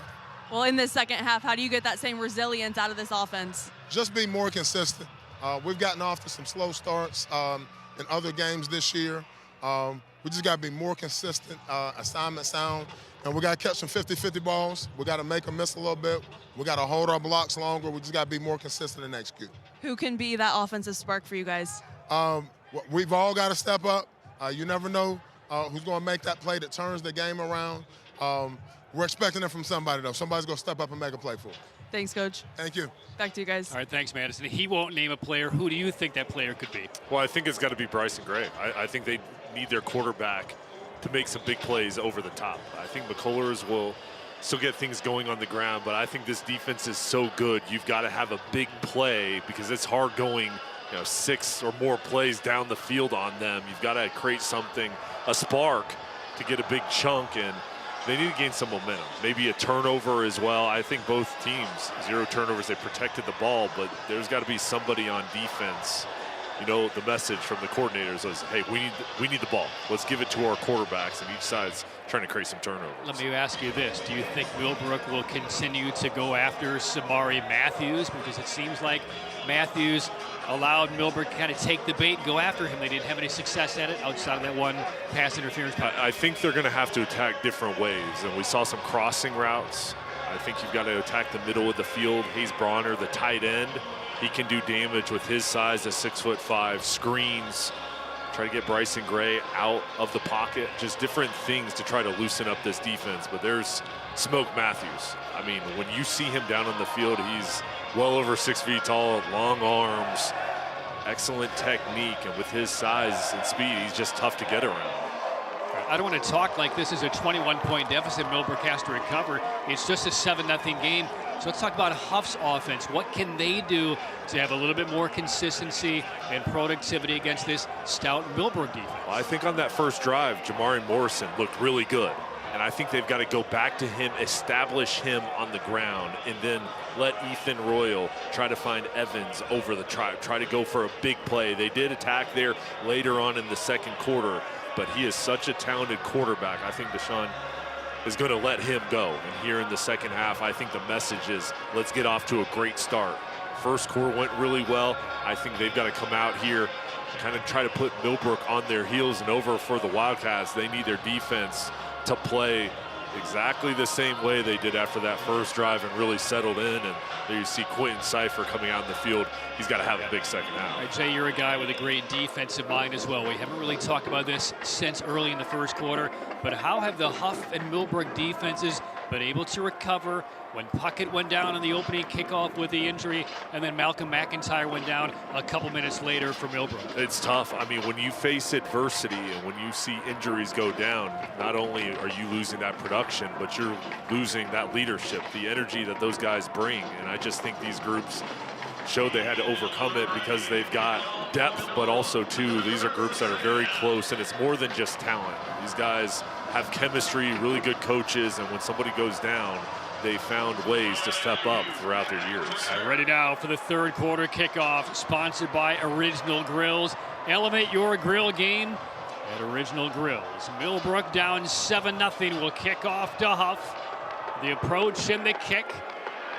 And this one will bounce into the end zone for a touchback.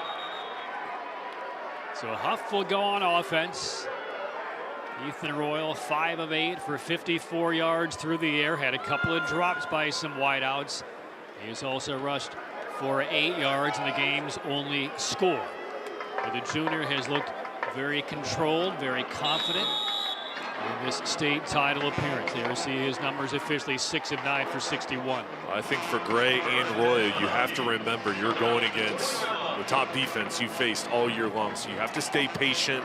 You're going against a really good group, so don't try to do too much and just continue to read the defense and make the smart play. For as good as this Millbrook defense has been, that's a really good stat line for Morrison. 8 carries, 40 yards, averaging 5 per. First down pass, they swing it out to the left side.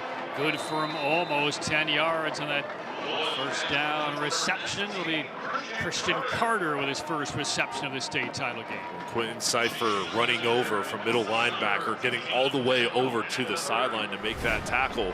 And here's Gray, clean pocket, gets rid of it to Carter, the senior, and make a man miss, pick up a couple extra yards. And it will be enough for a first down. Hough had just 7 in the opening half. Tip Top Roofing first down. Tip Top Roofing, faith, family, football, and roofing. And Rashad Streets, the #1 junior in the state, one of the best in the country. Number 22, the bottom edge rusher there. He's got to have a big second half. This is Royal keeping it on his own and brought down right around the line of scrimmage. Carson Adams from his linebacking spot blows it up. And for Adams, number 32, when the defensive line gets pushed in, you've got to flow over the top. And he was in perfect position, kept a square base, and there was nowhere for Royal to run. I'm with Ethan Royal. I don't think Royal felt like he was down on that play. He kind of was rolled over, knee was never down, elbow wasn't down. He got up and continued to run, but the whistles had blown. Gain of 1. There's Quentin Cipher, number 2, showing blitz, backing off, and Wildcats rushing 4. And to the sideline again, first down and more, and one more time. They didn't target Carter at all in the first half. They got on their 2 pass plays here in the third quarter, both times to number 19. First down again for Hough. So there's the first offensive wrinkle for the Huskies. And Carter is elusive. The senior here using the sideline to break back inside and gets about 5 extra yards as Cipher tracks him down. Close to midfield. Another Tip Top Roofing first down for the Huskies. Opening drive, third quarter. Hough up 7 out of the backfield to the left side and into Millbrook territory. A gain of about 3 on that play as Jamarian Morrison brings in what will be his first reception of the game. And Hough coming out here and throwing the ball in this drive. Nothing too deep, but being efficient. Royal getting the ball out to his playmakers and staying ahead of the chains. And this looks very similar to that scoring drive they had in the first quarter. This is where Royal is just really effective. 3-step drop, quick release, accurate to the sideline. Again, as I mentioned, not going deep down the field, but tough when you're playing off as the corners are here. Tough to defend. Just kind of slings it out off the back foot, but a drop by kind of Tinnen. And a little more jawing down the field. And one more time, Aiden Wilson, number 19, come involved there. There's another drop. Seen a few of those tonight. And Millbrook brought pressure. There was going to be an opportunity out in the flat for a big gain if Hough could have picked that up. Third down now. In plus territory. Yeah, this is where Wilbur, number 33, Rashad Streets, has to take over for the Wildcats. This offensive line for Hough has played really well tonight. Showing blitz on the Wildcats in third and about 6. Opening drive, third quarter. Perhaps an audible by Ethan Royal. Snap is high, whistle's blown, and I believe a timeout just prior to the snap taken by Hough. First charge timeout. 9:25 left, third quarter, and a 3rd and 6 for the Hough Huskies, leading the state title game by a score. Back after this.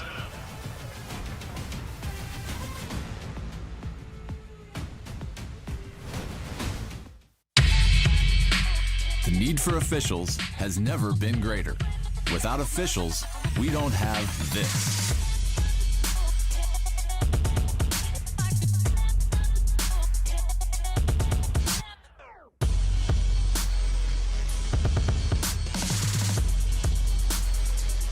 Make the right call.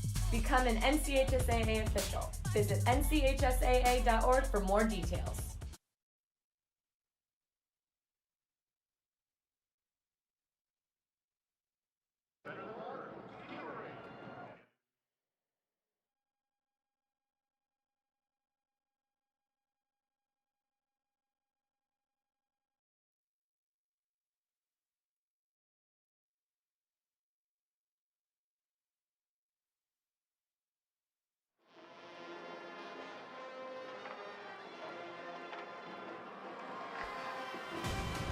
Early moment of reckoning in this third quarter. Hough faced a third down.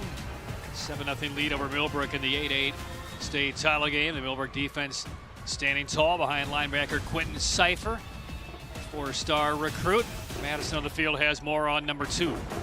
Well, you talk about Quentin Cipher, you have to talk about his co-partner Rashad Streets, and funny enough, these two didn't start out as friends. Streets admit that he didn't even like Cipher at first, and Cipher thought Streets was lazy, but now they're one of the best 1-2 punches in the state, and they can push each other every day in the weight room, on the field, lifting up the whole team, and guys, they're just one of the best 1-2 punches we've seen out of Millbrook lately. Cipher right there in the middle of the field. 3rd down and 6, big play for the Huskies. Ethan Royal with a marker coming in. They whistled down. That is the last thing you want to see after calling a timeout for the Huskies, which will back them up behind the chains on 3rd down. Millbrook was bringing pressure, and that's why you get the false start. That offensive line getting anxious, and Cipher was coming on the right side. Ethan Royal here. 3rd and long, you have to protect the ball, read where the blitz is coming. Marcus Gladden here showing 4 rushers. We'll see if he lays off. 3 receivers to the bottom of your screen, and 3rd down, dancing around. Royal right at the line, makes the pass. It's batted down to the sideline. Royal was precariously close to the line of scrimmage. He was almost over the line. No markers down, but it's incomplete. And with that penalty, there's no chance to go on 4th down. Huskies will punt it away. And they only rushed 4, and they went back to zone coverage. Royal feeling the pressure, gets inside, then sees Cipher and Carson Adams coming up, kind of pulls it back and tries to make the throw. With this defense, after giving up a couple big plays, they settle in and force the punt for Hough. So Millbrook back to return the punt. That's Malachi Gilchrist. And Hough will punt it away for the 3rd time in this title game. And we're breaking right through the line. A marker comes down. Was Millbrook drawn offside, though? Marcus Elliott checking with his official encroachment. Mates. Defense. Number 9. Millbrook. 5-yard penalty. Stays 4th down, so back to 4th and 6. Will this change the play calling here? Are you still punting? I'm still punting if I'm Hough. You've got the lead. You have an opportunity to pin Millbrook potentially inside the 15-yard line. I'm going ahead and playing the field position game. Trusting your defense, who's been perfect throughout the year and here tonight. They keep Bailey Nelson on the field. Gilchrist with his heels to the 10-yard line for Millbrook. Nobody drawn up, bouncing snap, picked up, and it's blocked. Blocked by Millbrook toward the sideline, and the Wildcats will cover it up at the 45-yard line. Biggest special teams play of the game. Millbrook has been very close to blocking a couple of punts tonight, and they finally get through. And it might have been Rashad Streets once again up the middle. And they needed a big play. They had to have a spark, and this snap slow, and Rashad Streets unblocked there. Just too quick, and as soon as that ball hits the ground, there's no way you're going to slow him down. And now Millbrook's going to set up their offense with great field position, but can they take advantage of it against this defense?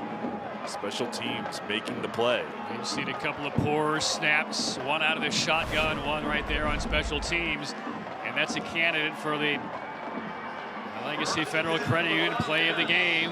Streets did get in and block it, and now a short field for Bryson Gray and Millbrook. If I'm Millbrook, I'm going to be aggressive here coming out on this drive. On 1st down, McCullers dances ahead for a couple of yards, yanked back after a gain of about 2.5.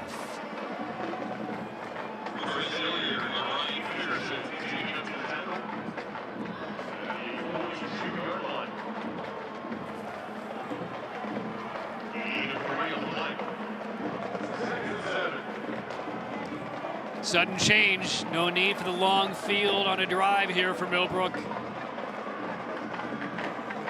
Start inside Husky territory, 2nd down. Oh, Gray fumbled the snap, brought it down, and then almost dropped it again on the way down. Saves the possession for the Wildcats. I mean, it's cool, there's no wind. Is the football getting a little greasy, Jay? Seen a few of these. High. And throughout the year, these teams have been so dominant, so these small little mistakes haven't affected them. But when you're going against top competition in this arena here, every setback, every small play can affect you. And now 3rd and 15. And Gray's going to have to be careful here. Potential screen here, maybe get something on a crossing route to get yards after the catch and have a missed tackle. Gilchrist came over from the slot, had a quick word with his quarterback. 3rd down, late pressure up the middle. They throw to the outlet, McCullers, and he's taken down for yet another loss. And Hough's defense stands tall. Ryan Peterson sniffed that one out. As after the block punt, Millbrook goes absolutely backwards. And I think a smart play call. Lamar Marshall and I were thinking along the same things there. Screen something easy so you can break it free, but Peterson sniffed that out. He is so good, only a sophomore. You watch him play, the instincts, how quick he is to the ball. He wraps you up, he's physical. He has all the talents to be a big-time player. And Millbrook getting an 11th player on the field very late. And there's Caden Hornsby. And a bit of an adventure in punt returning tonight. Some pressure, high but very short. And this is going to land at the 35, and it will take a Hough bounce. Stopped by Millbrook at the 42-yard line. Well, this drive for Millbrook started at the 45. After that punt, Hough will take over his 3 yards back at the 42. That's getting it done for the Husky defense. 6:54 remaining, 3rd quarter. 7-0. Hough on top. The game's only score was late in the 1st quarter on a 1-yard run by Ethan Royal. And Hough's defense has complemented their offense here tonight. And block punt doesn't go their way. It doesn't matter. The defense stands strong, gives the ball right back to the offense. Royal on the handoff, not much there. Sneaking through for maybe a yard is Morrison. Chase Sizer coming up to make the play. And if he didn't, Morrison had a lot of area to run. Sizer, here he is. There he is beating the block and just pulling them there. Otherwise, there's going to be an opportunity to break free. She had lost a yard on that play. 2nd down. Glance to the sideline by Royal.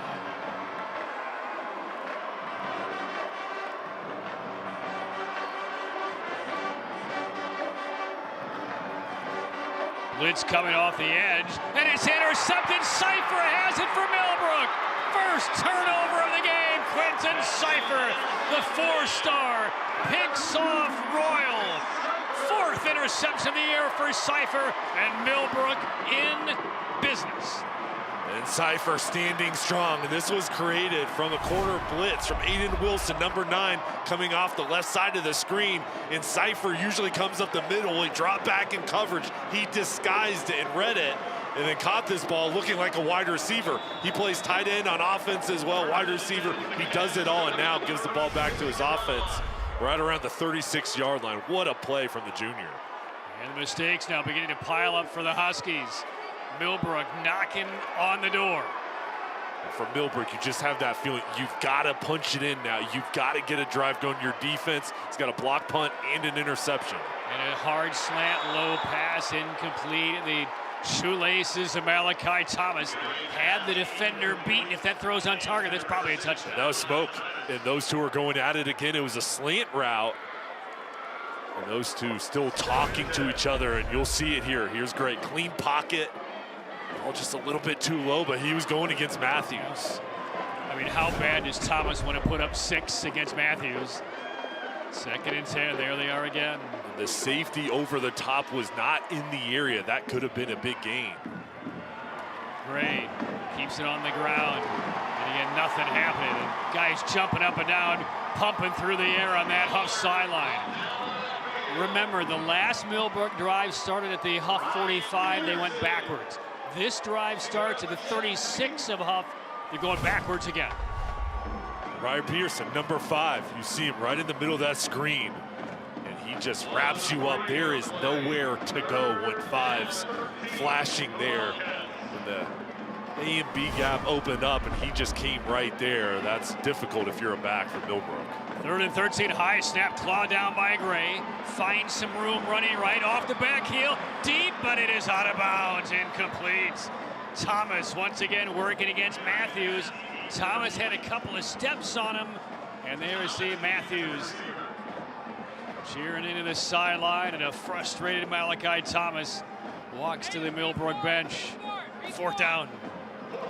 And boy, Millbrook has had 2 golden opportunities against this vaunted Hough defense in the last couple of drives, and they've gone nowhere and put up no points. I know there's frustration for Millbrook there. You had opportunities, but you've got to hang in here. You've got to keep your composure, fight through the adversity of not connecting. Low snap, it goes through Lebrecki, and he is swallowed down by the Husky defense. And a critical mistake by Millbrook. And Jackson Heath, number 7 for Hough, does the big-time damage. And just when it looked like Millbrook was on the verge of tying it, not only don't they score, they give up serious field position and confidence. Well, there's been 2 punt rushes from Millbrook, and now this one paying off for Hough as the hustle comes through from Jackson Heath. On special teams, you do not take plays off. You play it full just like it's an offense or defensive play. Both these teams are well coached, and the conditions are slick down there. With how cold it is difficult to handle the ball. And all the momentum that Millbrook had accrued in the last 10 minutes has evaporated. Royal once and all, wide open is White, but he overshoots him. Deshaun Baker was running down the sideline. It was a double move, sudden change. His team got the ball back after that snap. With this field position, he was looking for it all. There was an opportunity there. They just didn't have the chemistry. That ball sailing. There's Baker there covering his mouth, calling the plays. He had it dialed up. That was the shots, and they know it. You go up 2 scores in a game like this, you can maybe start engraving the trophy. And they're not going to run it again here, but they will go back to that double move after seeing how aggressive Millbrook was looking in the backfield. 2nd and 10, long swing into the flats. Only for a couple of yards, brought down around the 43-yard line. Long pass. Christian Carter makes his 3rd catch of this 3rd quarter. Let's quickly go downstairs to Madison. Well, guys, after that turnover, the energy on the Hough sideline completely flipped. That interception thrown earlier definitely brought spirits down, but that Hough confidence is back over here, down or up by 7. They're looking to add more, and the mojo is back on this sideline, guys. And a Millbrook Wildcat is down at around that 43-yard line. So we will take a break with 4:48 left in the 3rd quarter as a Wildcat gets treated on the field. Don't go anywhere. This 8A title game is getting good. Back after this.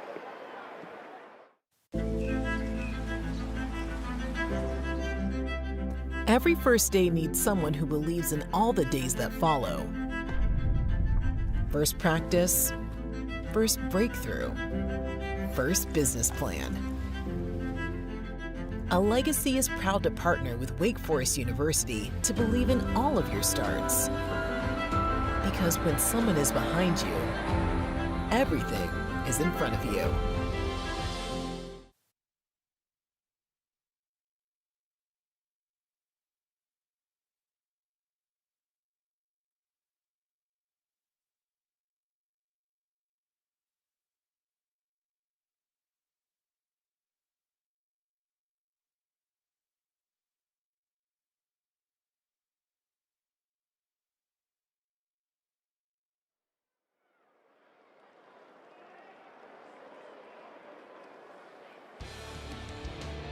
A reminder, at the conclusion of tonight's 8A championship game, we will be selecting the Affordable Dentures and Implants Player of the Game. Use your 2025 dental benefits now to get the smile you deserve. Visit affordabledentures.com for the practice near you. Patrick Keenan, Jay Sohnhalter back at Kenan Stadium. The Millbrook Wildcat treated has walked off the field on his own power. Marcus Caldwell, number 20, shaken up on that last play.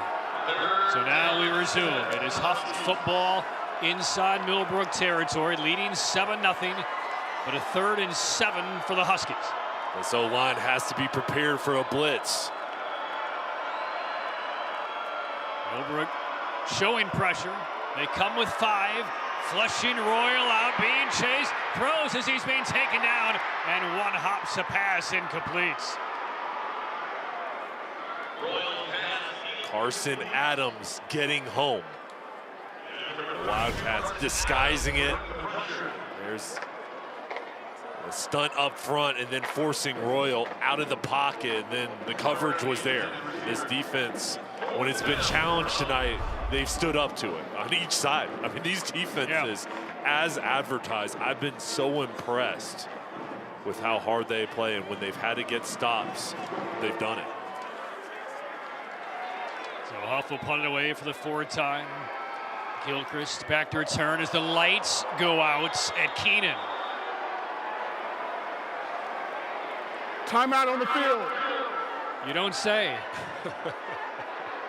All of the lights, the light banks went down. It's exactly 10 o'clock.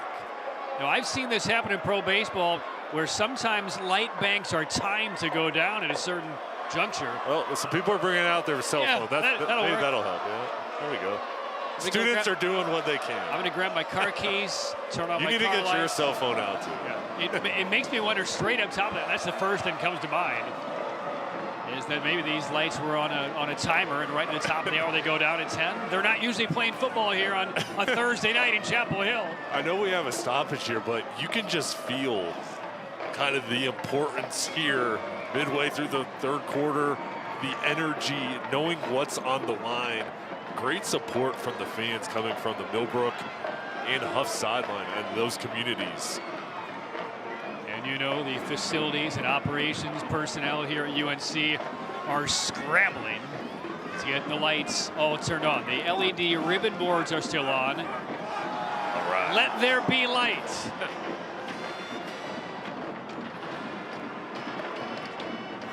Scoreboard is still visible. Jumbotrons are working. A nominal delay ahead of a key 4th down play. This game has seen everything, hasn't it? Not a lot of scoring, but a lot of everything else. But you're right, Jay. The sign of good teams is when they are faced with that rare moment of adversity, do they crumble or do they get tough? Both of these teams have gotten tough. Ready to punt it away. Pressure again. And it flips end over end. Bounces at the 15. This may get to the end zone, trying to save it, but unable to do so. Hough's Drew Johnson couldn't quite run it down. Well, I take it back. He did stop it at the 1. He did stop it at the 1. Looked like it went into the end zone. Marcus Elliott will come down and confirm. And Millbrook thought it was starting this drive at the 20-yard line. Okay, we'll take one more look here. Let's see. I initially thought he was in the end zone. Well, got past Johnson here. Now he's on the chase. Got it. What do you think?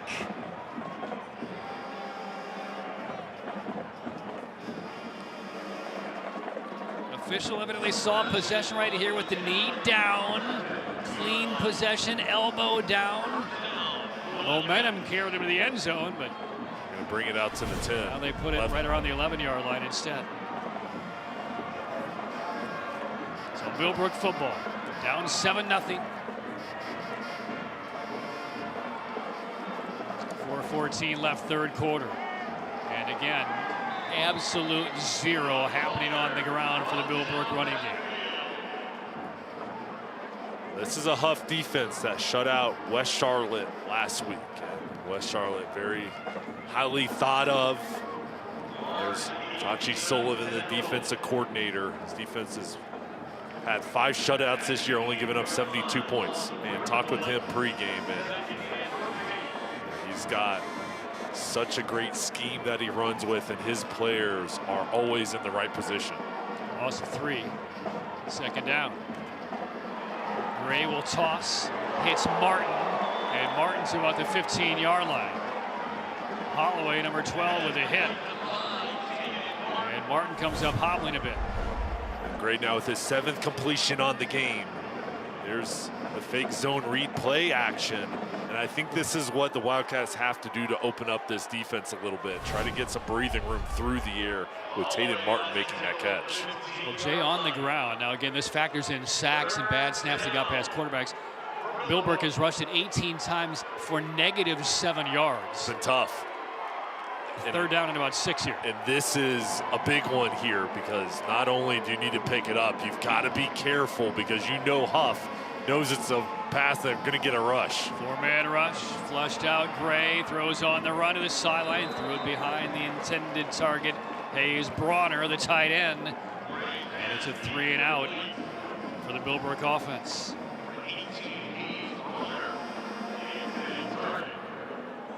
For the Wildcats, I know there's frustration not picking up that first down. You just got to stay in it here. You cannot turn the ball over, and I think that's a credit to them. There hasn't been any bad passes, nothing giving to Hough, but they've got to hang in here and trust their defense can come up with another stop, but Hough should get the ball here with outstanding field position. The last time on a punt attempt, the snap went through Lebrecki. The snap is clean this time, but it is very short off of the right foot of Lebrecki. And takes a bit of a Millbrook bounce, but this will stay inside Wildcat territory. Comes to a stop at the 46-yard line. 2:27 to go, third quarter. I mean, this game, we're kind of waiting for one big offensive play because everything else has been like, if you're on a mountain bike and you're going straight uphill, how hard it is to go forward by an inch. That's what we're seeing offensively for both of these teams. And it's been difficult for Hough, but if I'm Deshaun Baker down there, you say, hey guys, we just need another score. With our defense the way they're playing, if we get a field goal, if we get a touchdown, it is going to be difficult for Millbrook. And I think right now coming out, he's going to be aggressive with Ethan Royal.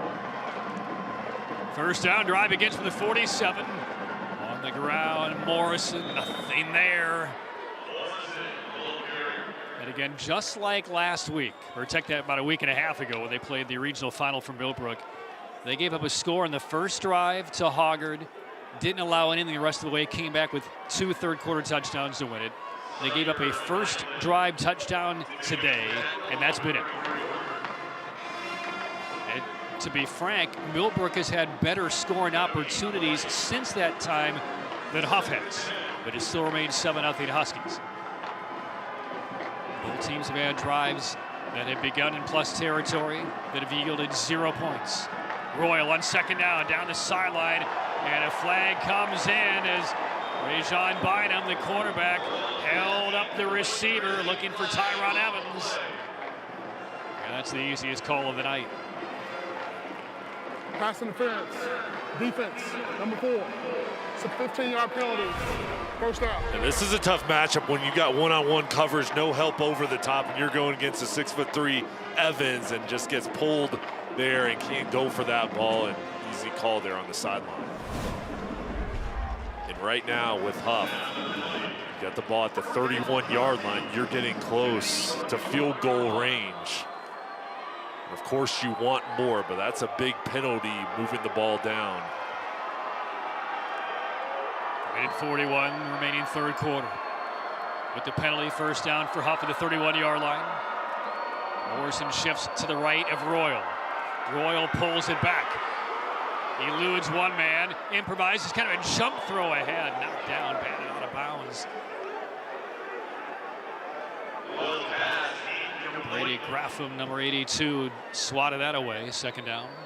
And if I'm Millbrook, I'm thinking sack. We've got to get a big play, and Royal is so elusive with his feet. I mean, that is so similar to you see in the NFL with Mahomes, Josh Allen, just ad-libbing, creating. It's difficult to bring those guys down, and Royal doing the same thing there, keeping the defense off balance.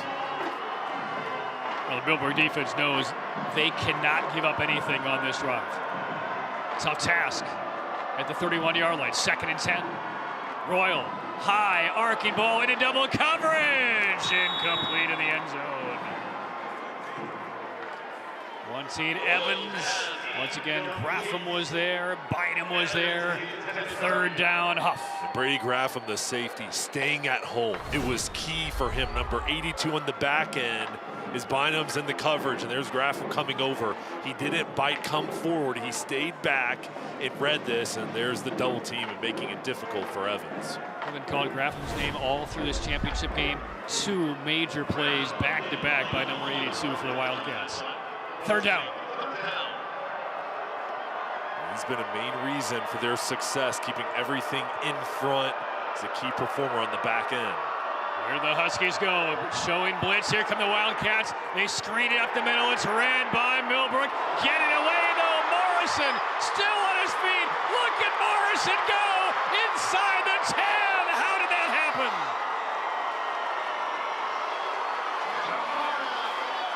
Jamarian Morrison absolutely should have been bottled up for maybe a loss, and that might be a state championship caliber play. The most impressive play we've seen in Chapel Hill tonight. 1st and goal. Well, play of the game thus far, and it's just a 1st down, but picking it up here in just the hustle, the effort of refusing to go down. And now Hough inside of the 10-yard line, the ball being spotted at the 5. Inside the Air Experts heating and cooling red zone. Schedule your tune-up today, airexperts.com. From the 5, 1st and goal. Faking is Royal. He'll keep it and get right back to the line. Cannot emphasize how big that moment was for Morrison. If he simply tackled, it's 4th down. They're outside of field goal range. They're going on 4th and 10. Instead, somehow eluded 4 or 5 would-be tacklers and then burst inside the 10-yard line to set up a 1st and goal. They haven't punched it in yet, but you just could feel the change of complexion from that play.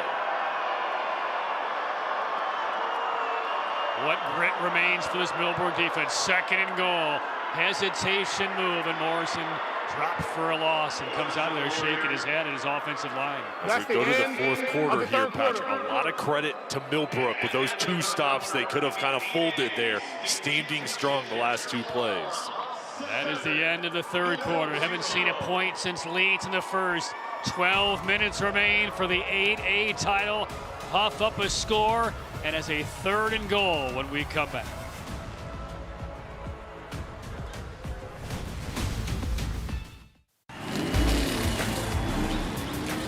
Robert, go for more. Hey! Hurt in a car wreck? Don't go up against the insurance company alone. Let the heavy hitters do it for you.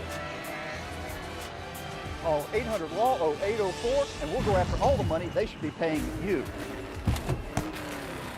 Stay out of the courtroom and get into the end zone. Call the heavy hitters, where attorneys Tatum and Atkinson. Call the heavy hitters, they'll work to get you more. 1-800-LAW-0804. Have you been quoted for trench drain system to fix water intrusion? Before you compromise your foundation, talk to Foundation Solutions. We provide a more efficient, more cost-effective way to keep your basement dry. With 30 years of experience in Western North Carolina, we bring guaranteed work, financing options, and real peace of mind. Visit foundationswnc.com or call 828-768-2208.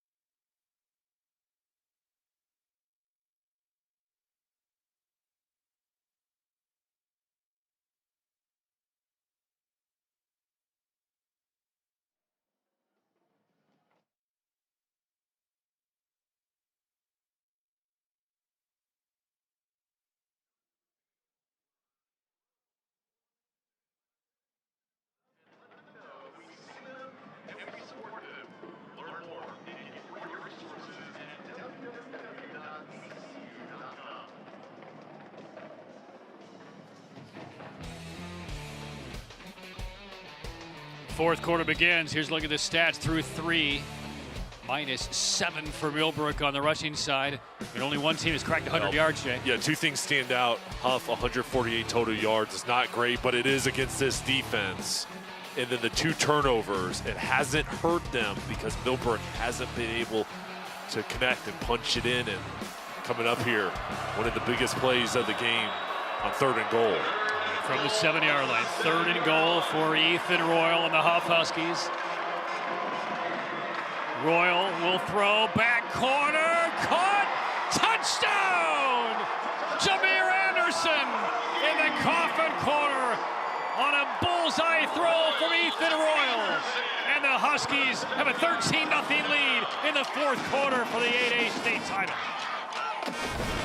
7th touchdown on the year for Anderson through the air. Royal, beautiful throw here. On the run, rolling out, throwing it right to the corner, allowing Anderson to get his feet in bounds.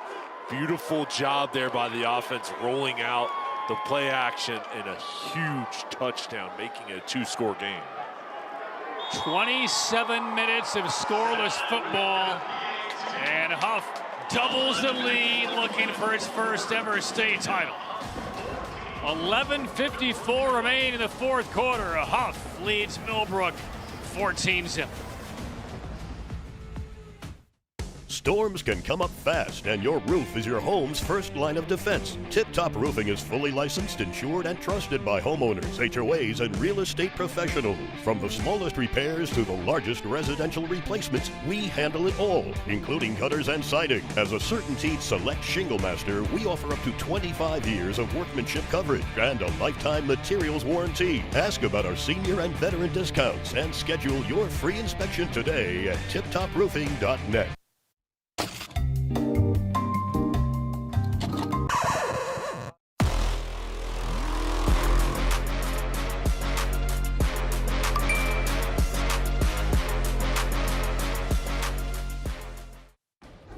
Tonight's high-end zone views of the game are compliments of Cook Rentals. Now in 5 locations across North Carolina. Cook Rentals, renting the smart way to get things done.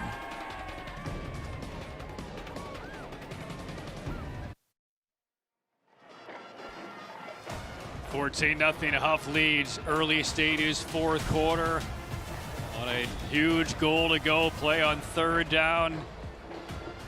Ethan Royal connecting with Anderson for the score. 14-0, and now a yeoman's challenge for Millbrook. And what a job there from this offense after that screen. And Morrison, the effort that he showed connecting there and using the play action, and there's Royal sitting over on the sideline. He's been really good, protecting the ball, being accurate, getting the ball to the outside quickly, eluding the pass rush, and now this defense has a cushion of 14 points. Original Grills kickoff. Elevate your grill game at Original Grills. Millbrook needs some big plays. They need it quickly. And a short kickoff return. So this drive will begin shy of the 20-yard line. Let's take a look at that scoring summary. There it is, the 7-yard touchdown reception. 7 plays, 46 yards, but the biggest play was that 3rd and 10 somehow escape move by Morrison. Well, they had 2 scoring drives. First time 12 plays, this time only 46 yards at 7 plays. So they've taken their time, they've run the ball and throw it, but that screen play, that was the play of the game in my book, and it was just resulted in a 1st down, but it really changed the field position. It allowed Hough, instead of probably having to punt it, get the ball at the 5-yard line. They were able to connect. It's been a long time since we've done a lot of state championship games over the years. It's been a long time since I've seen a state title game go into the 4th quarter and a team is not averaging a 1 yard a play in this game. That's where this Millbrook offense is. 34 plays, 29 total yards. They need 2 scores to 4th quarter. How does it happen? They need an explosive play. They need a missed tackle. You don't necessarily have to throw it deep, but you have to be effective now. You're forced to, really turn this into more of a passing game. And for Millbrook, Quentin Cipher has been inserted up at wide receiver in the slot. And they're looking his way. Cipher bobbles, brings it in, finds the sideline, and out beyond the 35-yard line. They're going to sell out and put their best athletes on the offensive side to try and create something. And Lamar Marshall has used Cipher on offense, and now here in the 4th quarter, he's got to go to him and put your best players out there. And this is what you need. That was a quick pass to the outside, and he picks up an easy 1st down because of how athletic he is, and he's dangerous with the ball. in his hands, and that's what you need, guys to make plays and force missed tackles. Tatum and Atkinson first down, the heavy hitters. Gray one more time, throws left side, a little short, incomplete, looking for Gilchrist. Second down.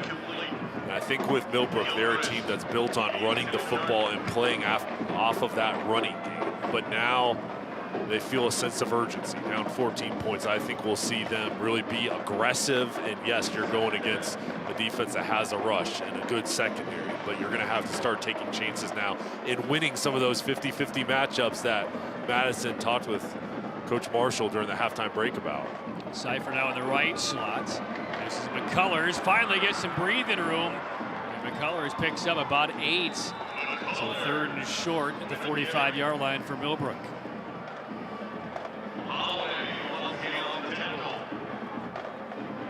A little slow getting up is McCullers, their top running back. And I think for Millbrook here, it's third and short, but you've got to have 2 plays in your mind to pick this up, because I think you've got to go for it on 4th down if you don't get it here. Yeah, there's no tomorrow. 14-0 now in 4th quarter. You need 2 scores, and you're likely going to have to really churn up dozens and dozens of yards to get it done. Gray facing 3rd and 2. Santonis Wright has replaced McCullers in the backfield. Here is Wright running left, and he's knocked down for a loss. Chased down by Sincere Brewster and L.J. Porter. Porter going to East Carolina. See number 4 on that backside, just too much speed. It was his own play to the left.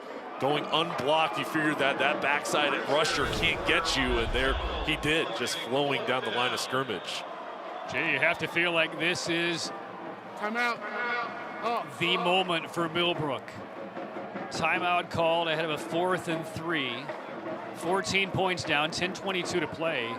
I mean, this is the state championship opportunity for Millbrook right here, right now on this play. This is it, and you still have a full quarter to go, but knowing how good Hough is on defense and giving them the ball back here on your side of the 50, it's going to be tough. So all the hopes, the goals, the work that you put in, you've got to lock in here, execute under pressure, continue this drive and try to maintain here deep in the 4th quarter. There's the Hough marching band making the trip over from Cornelius, playing with a little more vigor.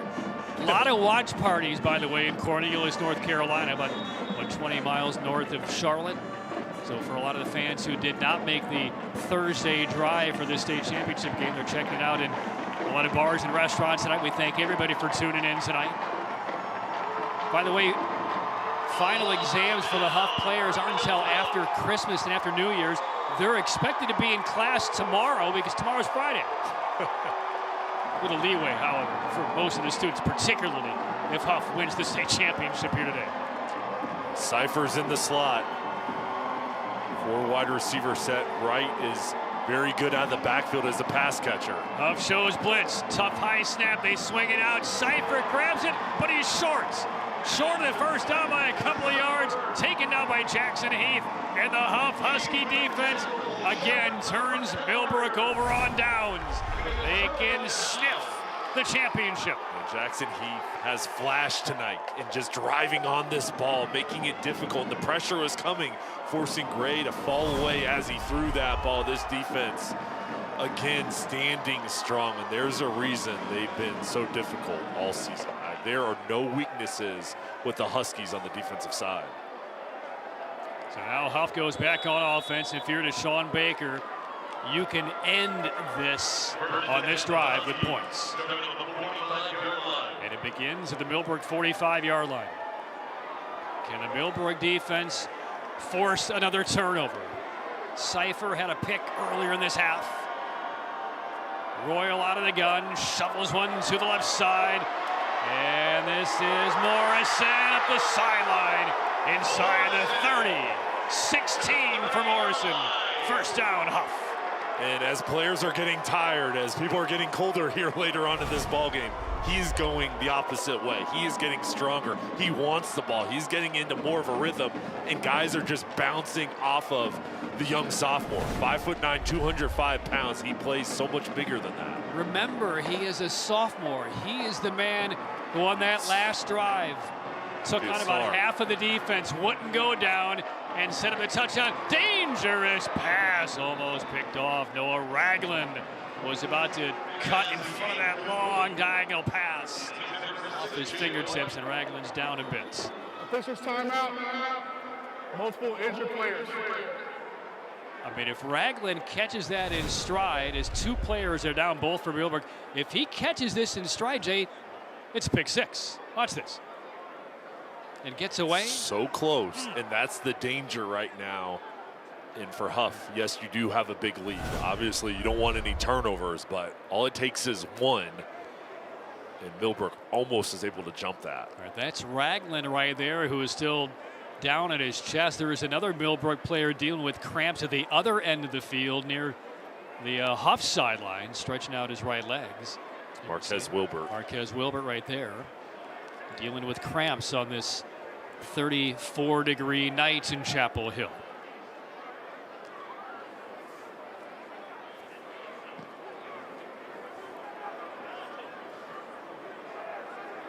.10:04 left, fourth quarter. Again, the Millbrook Wildcats. Millbrook High School opened in 1922, 103 years ago.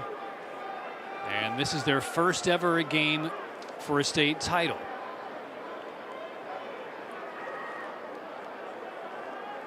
They've won 35 state titles in other sports. Golf 6 times, gymnastics 7 times, men's and women's basketball, volleyball 4 times, tennis, but never football. They're 14 points down here. Hough, meanwhile, also in its first state title game. They won the women's swimming and diving state championship 6 times, but never a football title appearance until tonight. Well, it's a testament to both of these coaching staffs because these programs have been on the doorstep.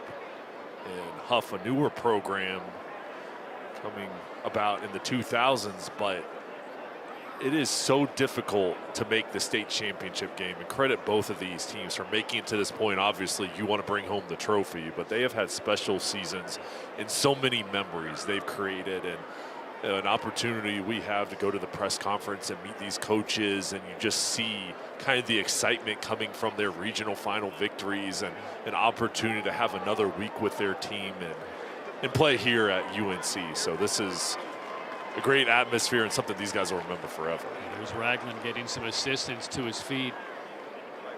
And as he is helped off the field, let's go downstairs to Madison, who has more on the conversation we were just having. Madison. Jay, this title is the first potential title for the Hough and Millbrook in general, but Coach Baker says now his team knows what it takes. He says it will be second nature come next year. We know the process. We know how to get here. It was all about getting the hump, and this is the team that did that for his program. Yeah, and really, we take a look at the rosters, and we say this a lot when we see a lot of the top players who are juniors or sophomores, especially in a couple of cases tonight. You can, with the right type of season, injury-free, you can forecast another deep run for both Hough and Millbrook next year. It could be loaded again. And back to work.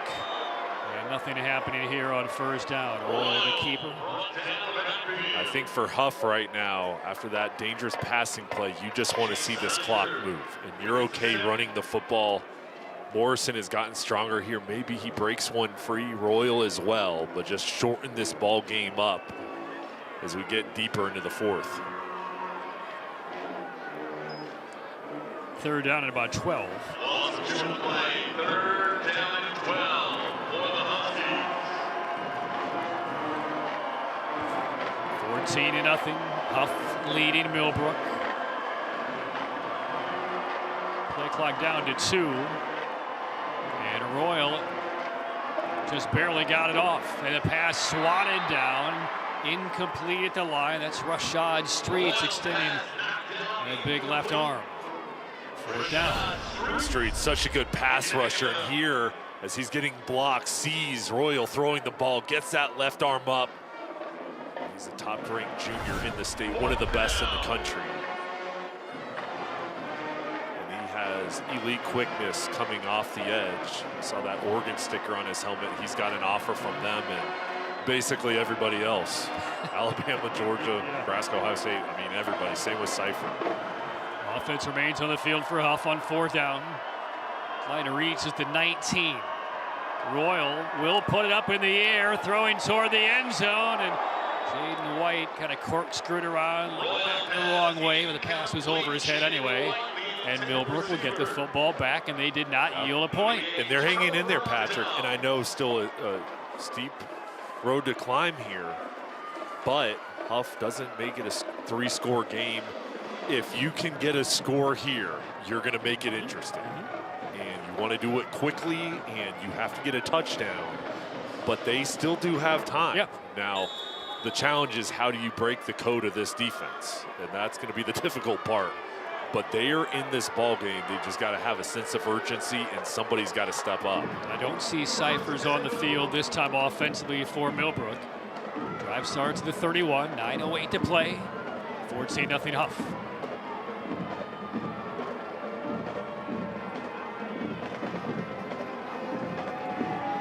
Five-man rush. Slings to the side. Thomas. And spun out right around the line of scrimmage.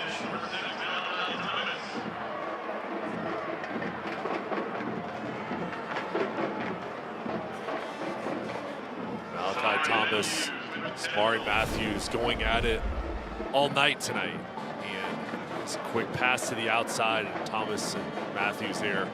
Again, it's been one-on-one, and little fall there. Slip.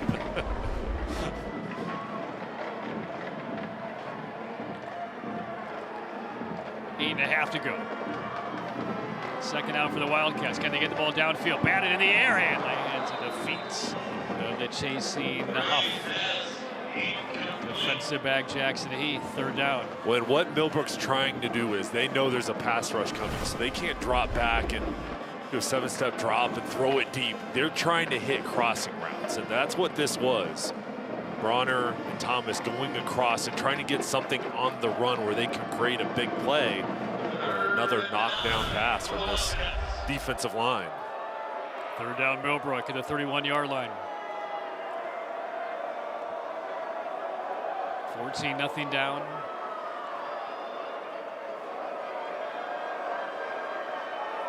Gray just wants a little bit of time, doesn't get much, but a quick pass hits Thomas, and Thomas is going to have a 1st down. I mean, he's just past the marker. So on a 3rd and 10, they pick up about 10 1/4, and they will move the chains for Millbrook. And Patrick, this looked really good. I mean, protection, enough time for Gray to throw. He does get hit, and then Matthews playing off. Yeah. As Thomas has enough room, knows where the sticks are, and good route there coming back to the ball. See the reaction on the sideline of one of the coaches looking at Matthews saying, why are you playing off by so much there? Here's Samari Matthews. 1st down Millbrook. Little life now. Gray, quick pass. Thomas again. Can't spin away from Matthews this time. But steps right over Malachi Thomas after the tackle. No gain.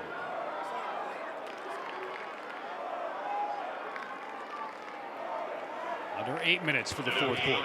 Millbrook still has 3 timeouts, and the #1 goal is you have to score a touchdown here, but now you're inside of 8 minutes, and they've got to take advantage here. This opportunity with the ball and moving quickly.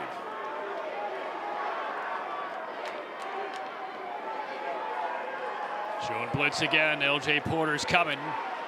Inside a handoff to beyond the 45-yard line. Wright will pick up about 4.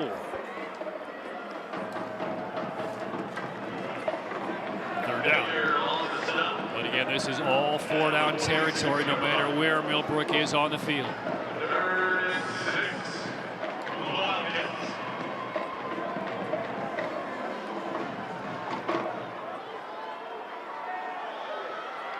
Thomas v. Matthews, bottom of the screen again, one-on-one.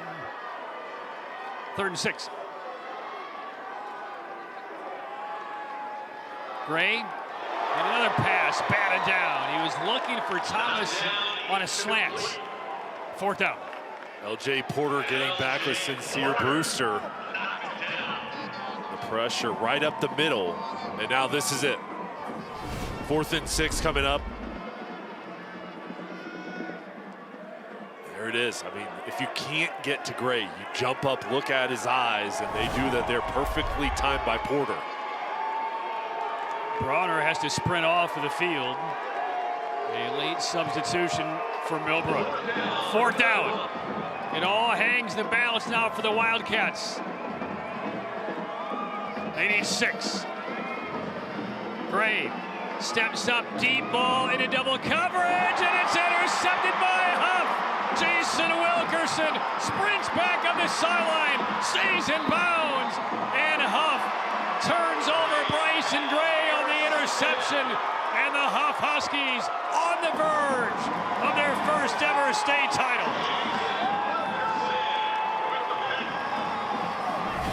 And for Wilkerson, his 2nd interception on the season. This will probably seal it for Hough. Goes up 4th and 6. You've got to take a shot, Patrick.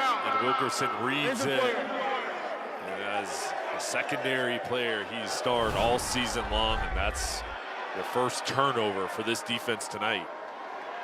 Handshakes and a muted celebration on that Hough sideline. Still 6 minutes and 38 seconds to go. Anything can happen. But Hough, you feel like they're about one bishop move away from a checkmate. And Deshaun Baker talked with us before the game about 48 minutes. Now they want to close it out. They've set themselves up with perfect position here, deep in the 4th quarter. The ball back with their offense. And Wilkerson coming up with the big play. So there's the celebration on the Hough sideline. Meanwhile, an injury on the Millbrook sideline. That's Tade Martin. So Martin is up, heading toward the bench, and some long faces for the Millbrook Wildcats.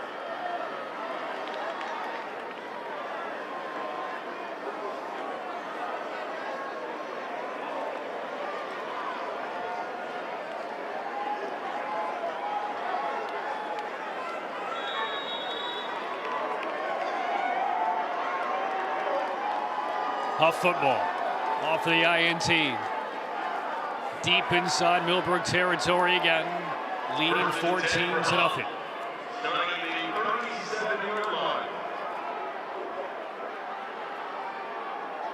Royal 12 out of 24, almost assuredly will keep the football on the ground.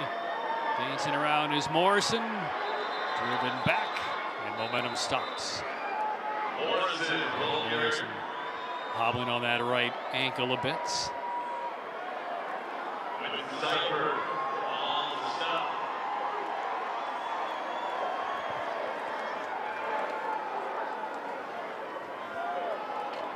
Well, 3 timeouts remain for Millbrook.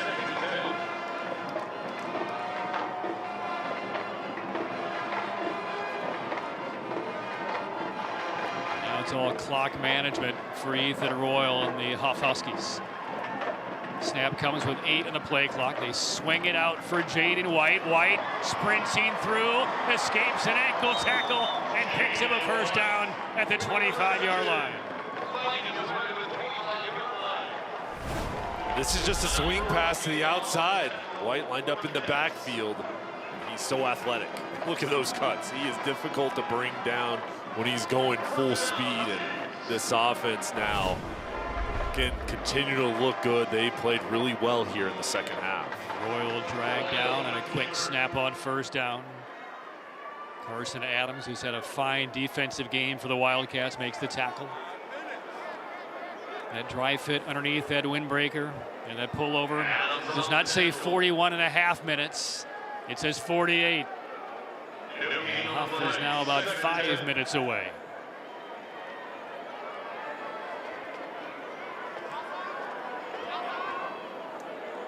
The Hough defense has limited Millbrook to only 70 total yards in this game.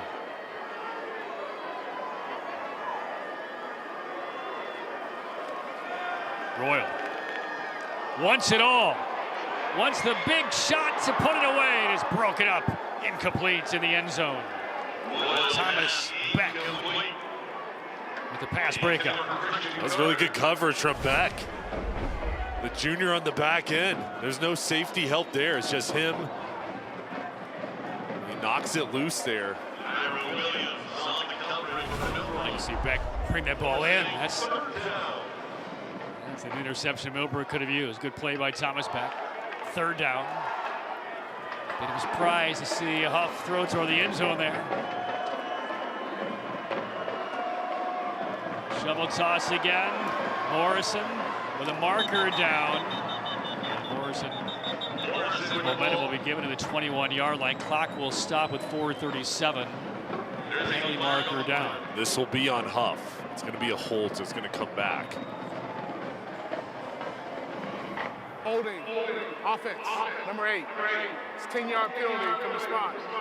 3rd down. So Tyron Evans, their wide receiver. Yeah, well, it wasn't a hold there. It was more like a tackle. We'll see there. There it is. There it is. It's a long hold / tackle. So we'll push Hough back to the 33-yard line. He's a great player. He's going to Miami. What a bright future he has. Size, the speed. I always feel like those kind of penalties really hurt the defensive team when the defense did nothing wrong because the clock continues to run. Right. And you get a new fresh play clock. And now a timeout taken by Hough. That will stop the clock at 4:10. So 4:10 left. That's all that stands between Hough and his first ever football championship, leading Millbrook 14-0 in the waning moments from Chapel Hill.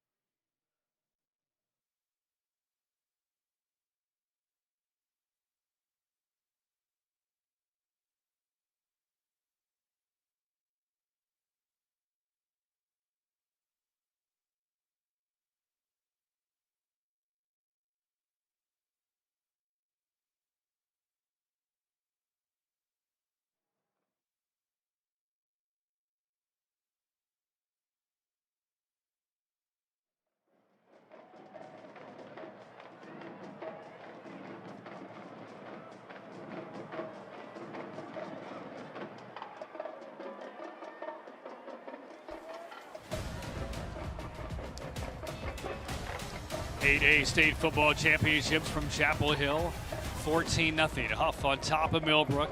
Hough football facing a 3rd down at about 18 yards to go here, Jay. What's been the difference maker defensively for Hough tonight?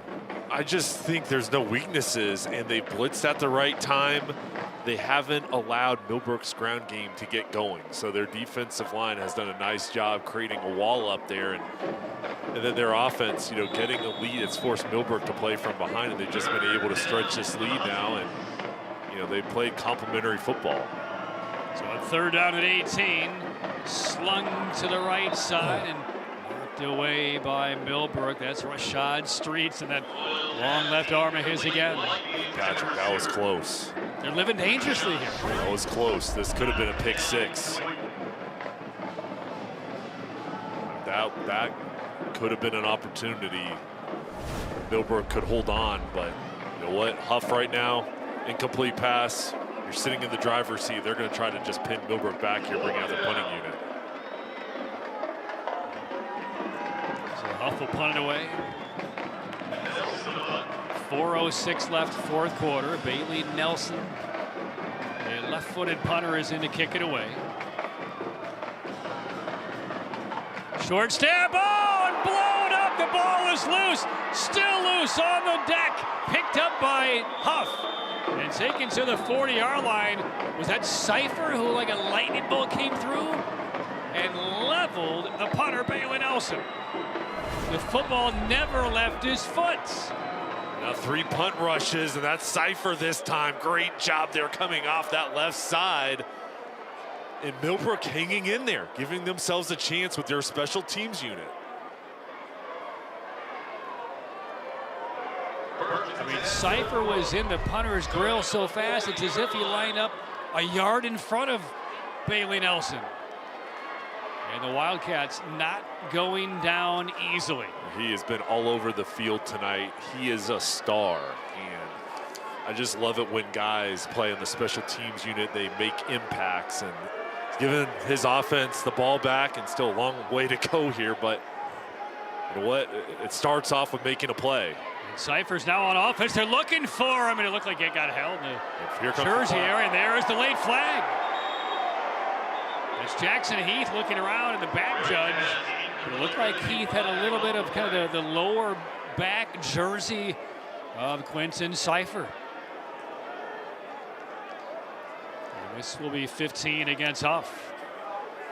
Holding, defense, number 7. It's a 10-yard penalty. First down. Here's a look. And they keep Cypher on the field as a slant. There it is. Good call. So it's defensive holding, not pass interference. 10-yard advance. Clock at 3:52. Still all 3 timeouts for Millbrook. These officials have been really good tonight, Patrick. We'll let the kids play. It's been a clean ball game, well officiated.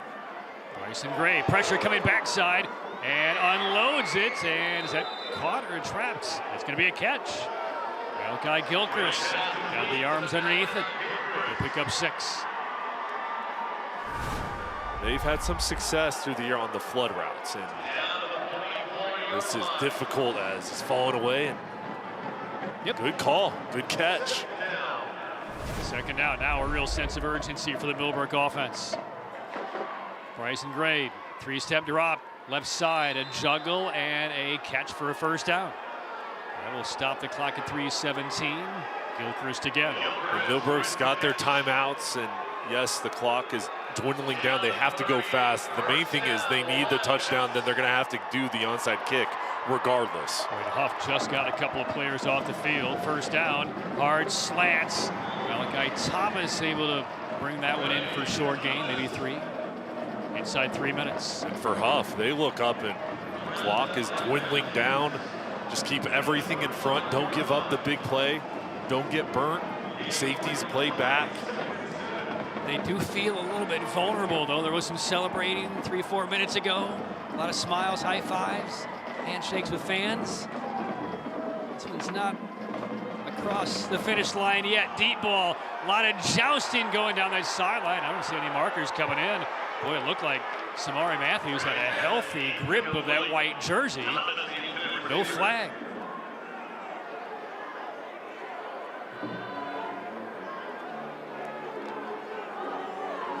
Color me surprised. Yeah, and Malachi Thomas, as he's finishing this route, I mean, he was pulled on that left shoulder pad from behind. I don't know how that's not a penalty. Third down. 2:30 for the 4th quarter. Gray puts it on the ground, and that's going nowhere, as we've seen all night long. Maybe a yard or 2, brings up 4th down. And you might need to use a timeout here. Yeah, I think we'll see a timeout. You're going for it. And again, you're facing a very important 4th down play. The play clock is winding down. You don't have any margin as far as the clock goes, but they will hold on to all 3 timeouts and go for it here on 4th and 5. A long glance to the sideline, burning precious seconds off the clock. Play clock down to 4. Gray has it. Pressure, slants, drops, incomplete. Off of the hands of Gilchrist. And that is going to cement the first state title for the Hough Huskies.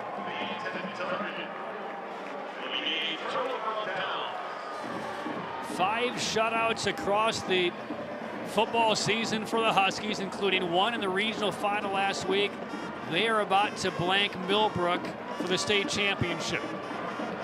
That defense standing strong again in the secondary, making plays on the outside. And all 3 levels has been physical tonight.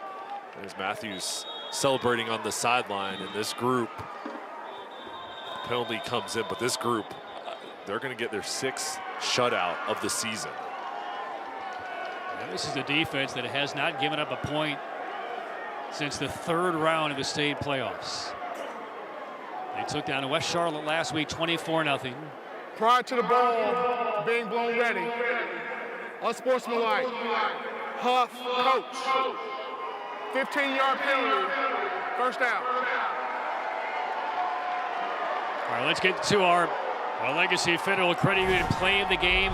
It was not a scoring play, Jay, but by far the biggest play of the state championship. This was a first down, but this changed the ball game. Jamarian Morrison's intensity, the passion that he played with tonight, and on this run, refusing to go down. This was the difference, because this would have been a punt probably, and it resulted in the ball being at the 5-yard line, and that was the spark play that Hough was looking for in the second half, and it enabled them to go up 14-0 once they scored. That was very late in the 3rd quarter. It was a 3rd and 10 play. Looked like he was going down for maybe even a loss. And then about 2 plays later, a touchdown pass to make it 14-0. And Hough has not looked back. Penalty on a Hough, unsportsmanlike, pushes the football back to the 18. Clock reads 1:37. On the ground on first down. Handful of yards for Morrison. So our Legacy Federal Credit Union play of the game. Our Legacy and Wake Forest, Timeout. we believe. Millbrook. Timeout taken by First Millbrook. charge, timeout.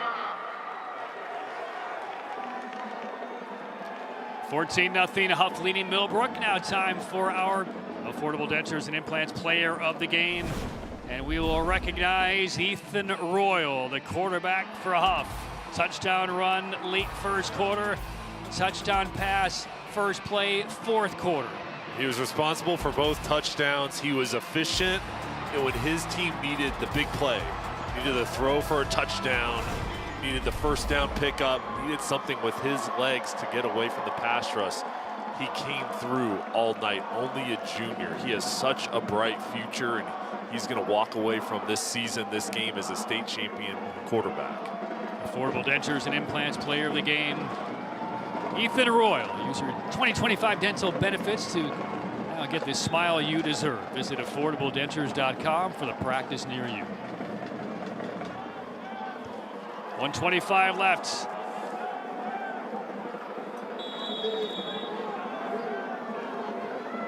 $14-0 Hough. Deshaun Baker has the Huskies about a block away from the checkered flag. Staying inbounds, tackled around the 26. And we'll see if Millbrook bothers to take one of its 2 remaining timeouts. Timeout. Millbrook. Will be stopped by Millbrook. 1 timeout remaining. 1:11 on the game clock.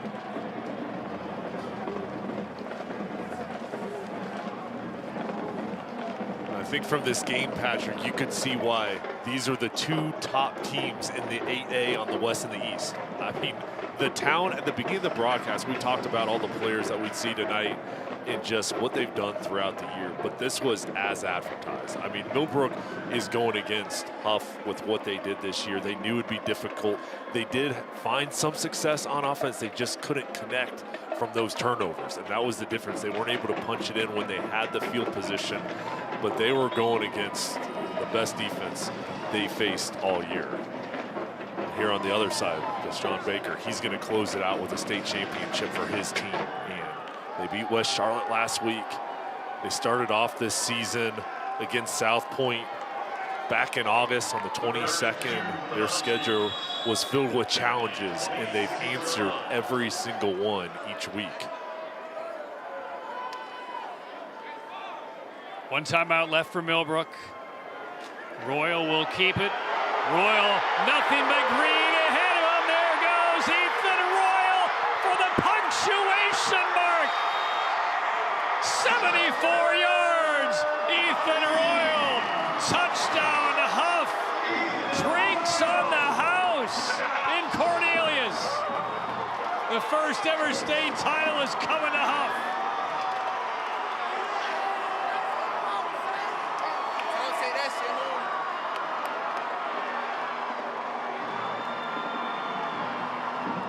heard that he was the player of the game and decided to put an exclamation point on it. If you're going to do it big, you're going to do it right here. And Royal closing out the ball game as a state champion and making his final play out on the field memorable. Down the sideline, you could see him, once he had that edge, that speed was too much. He turned on that next gear, and he is so talented, and whether it's through the air or on the ground, he can do it all. 14 touchdown runs this year for Royal, 26 touchdown passes. That's 40 combined in what will be a legacy moment for the Hough Huskies. The school that opened its doors 15 years ago is about to open them up tomorrow with the state football championship trophy to the case.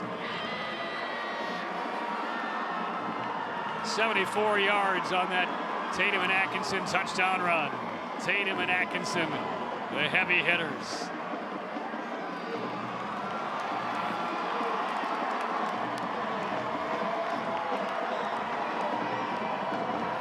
And now the celebration's on for real.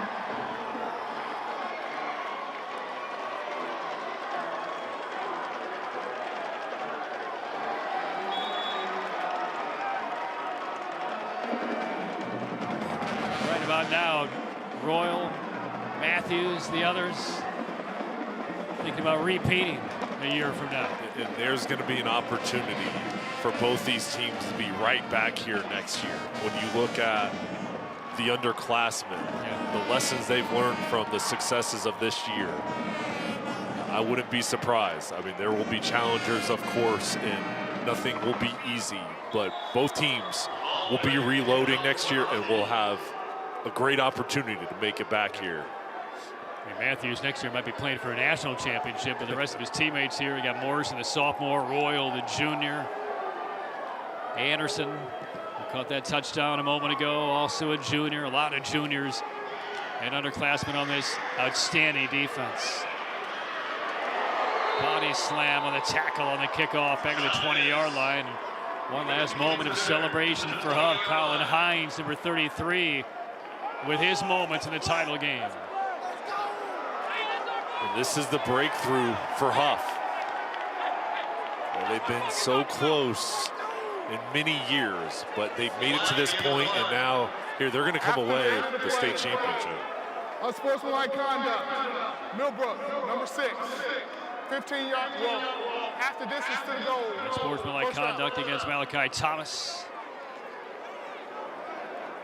You can understand all the frustrations, all the hopes. 103 years Millbrook has been in existence. First time they have ever played for a state title game. They're going to fall in their first appearance against Hough. But you go back to a third quarter, back-to-back possessions that started in Hough territory with momentum. They just could not even go forward against this tremendously talented Hough defense, and that was about it for Millbrook's chances tonight.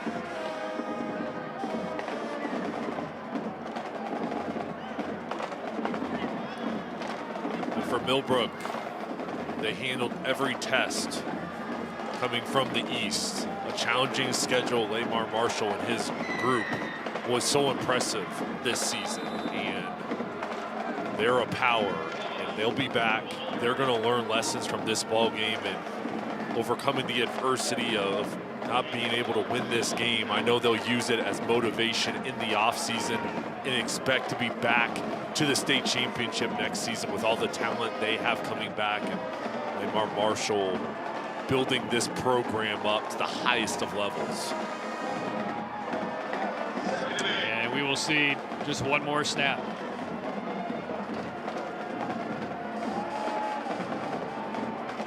(21-0) Hough. 8A state title game, final snap, and the Huskies will preserve one more shutout.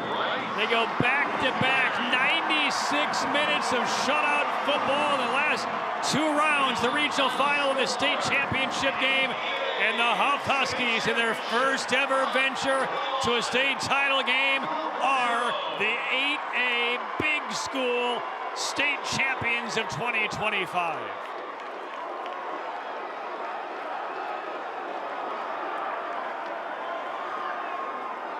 Ethan Royal, 2 touchdown runs, 1 touchdown pass.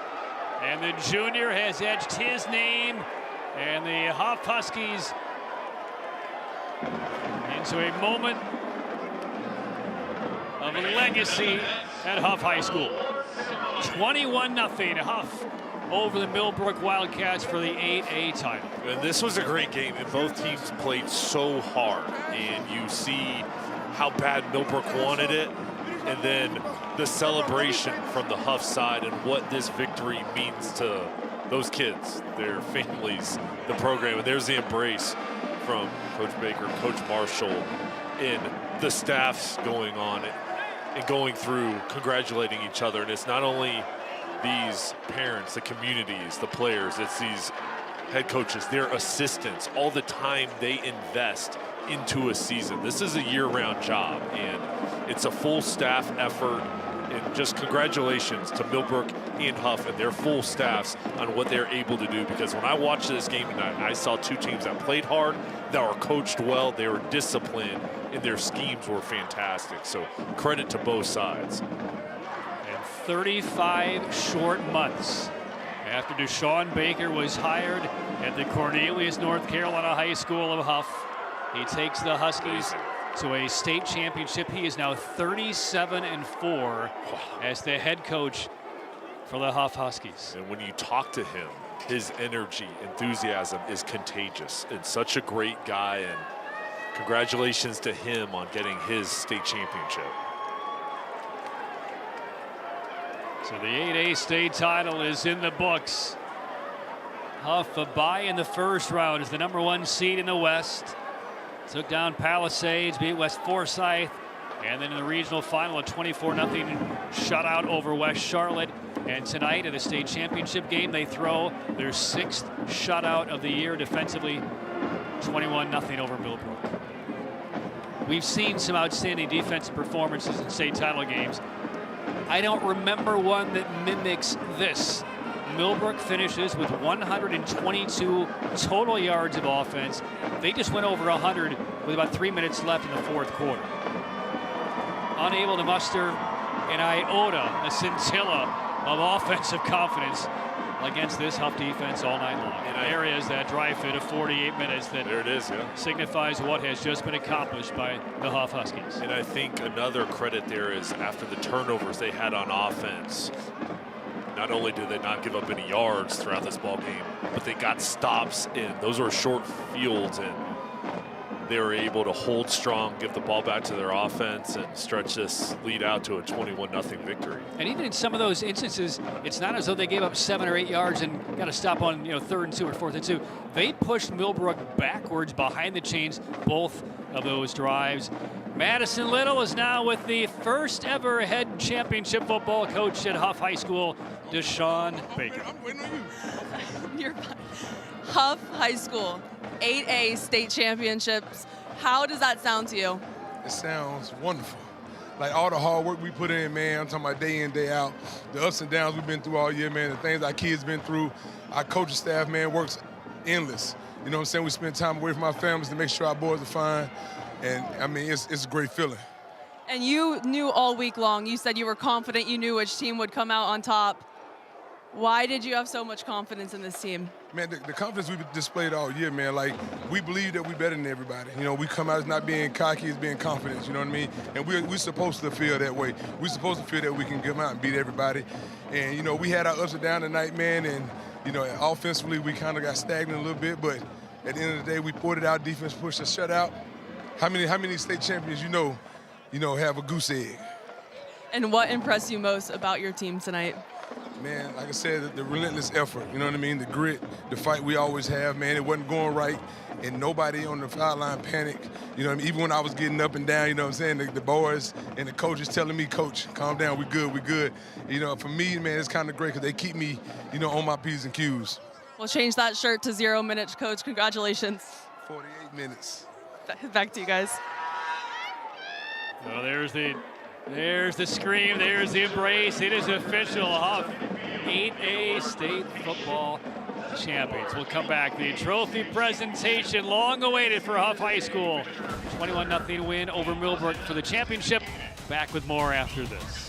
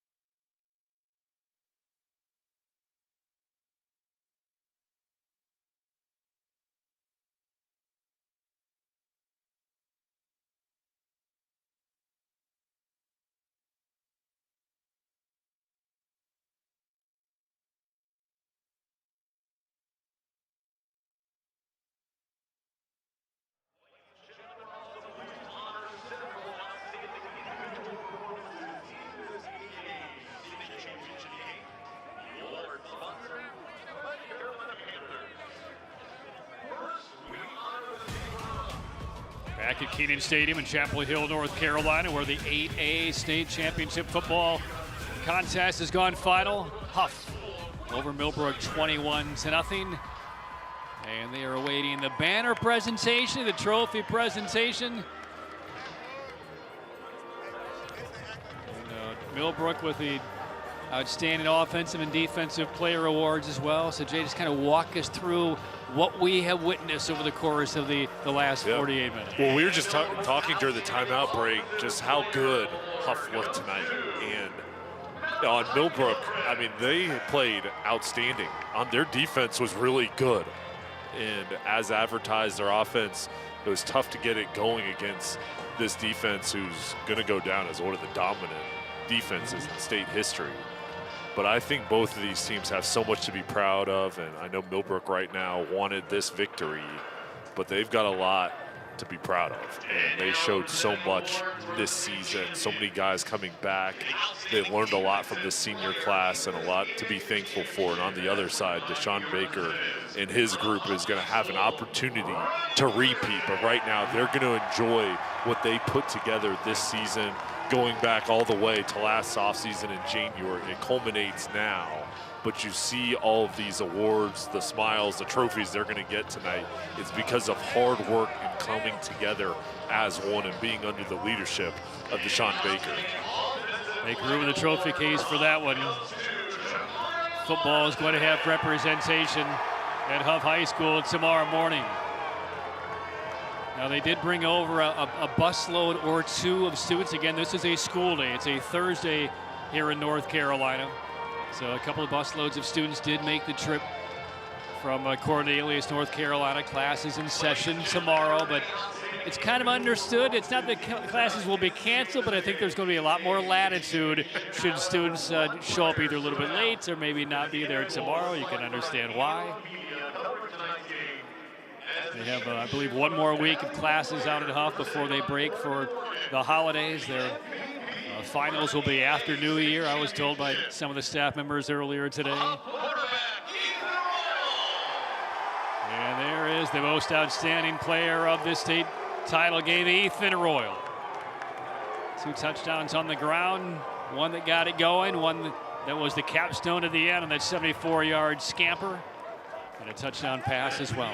Well, he's going to have an opportunity to take this season into the offseason, continue that work ethic, the strong work that he puts in to take his game even to another level next season. But for these players, yes, they're state champions, but their families are state champions. Their school is.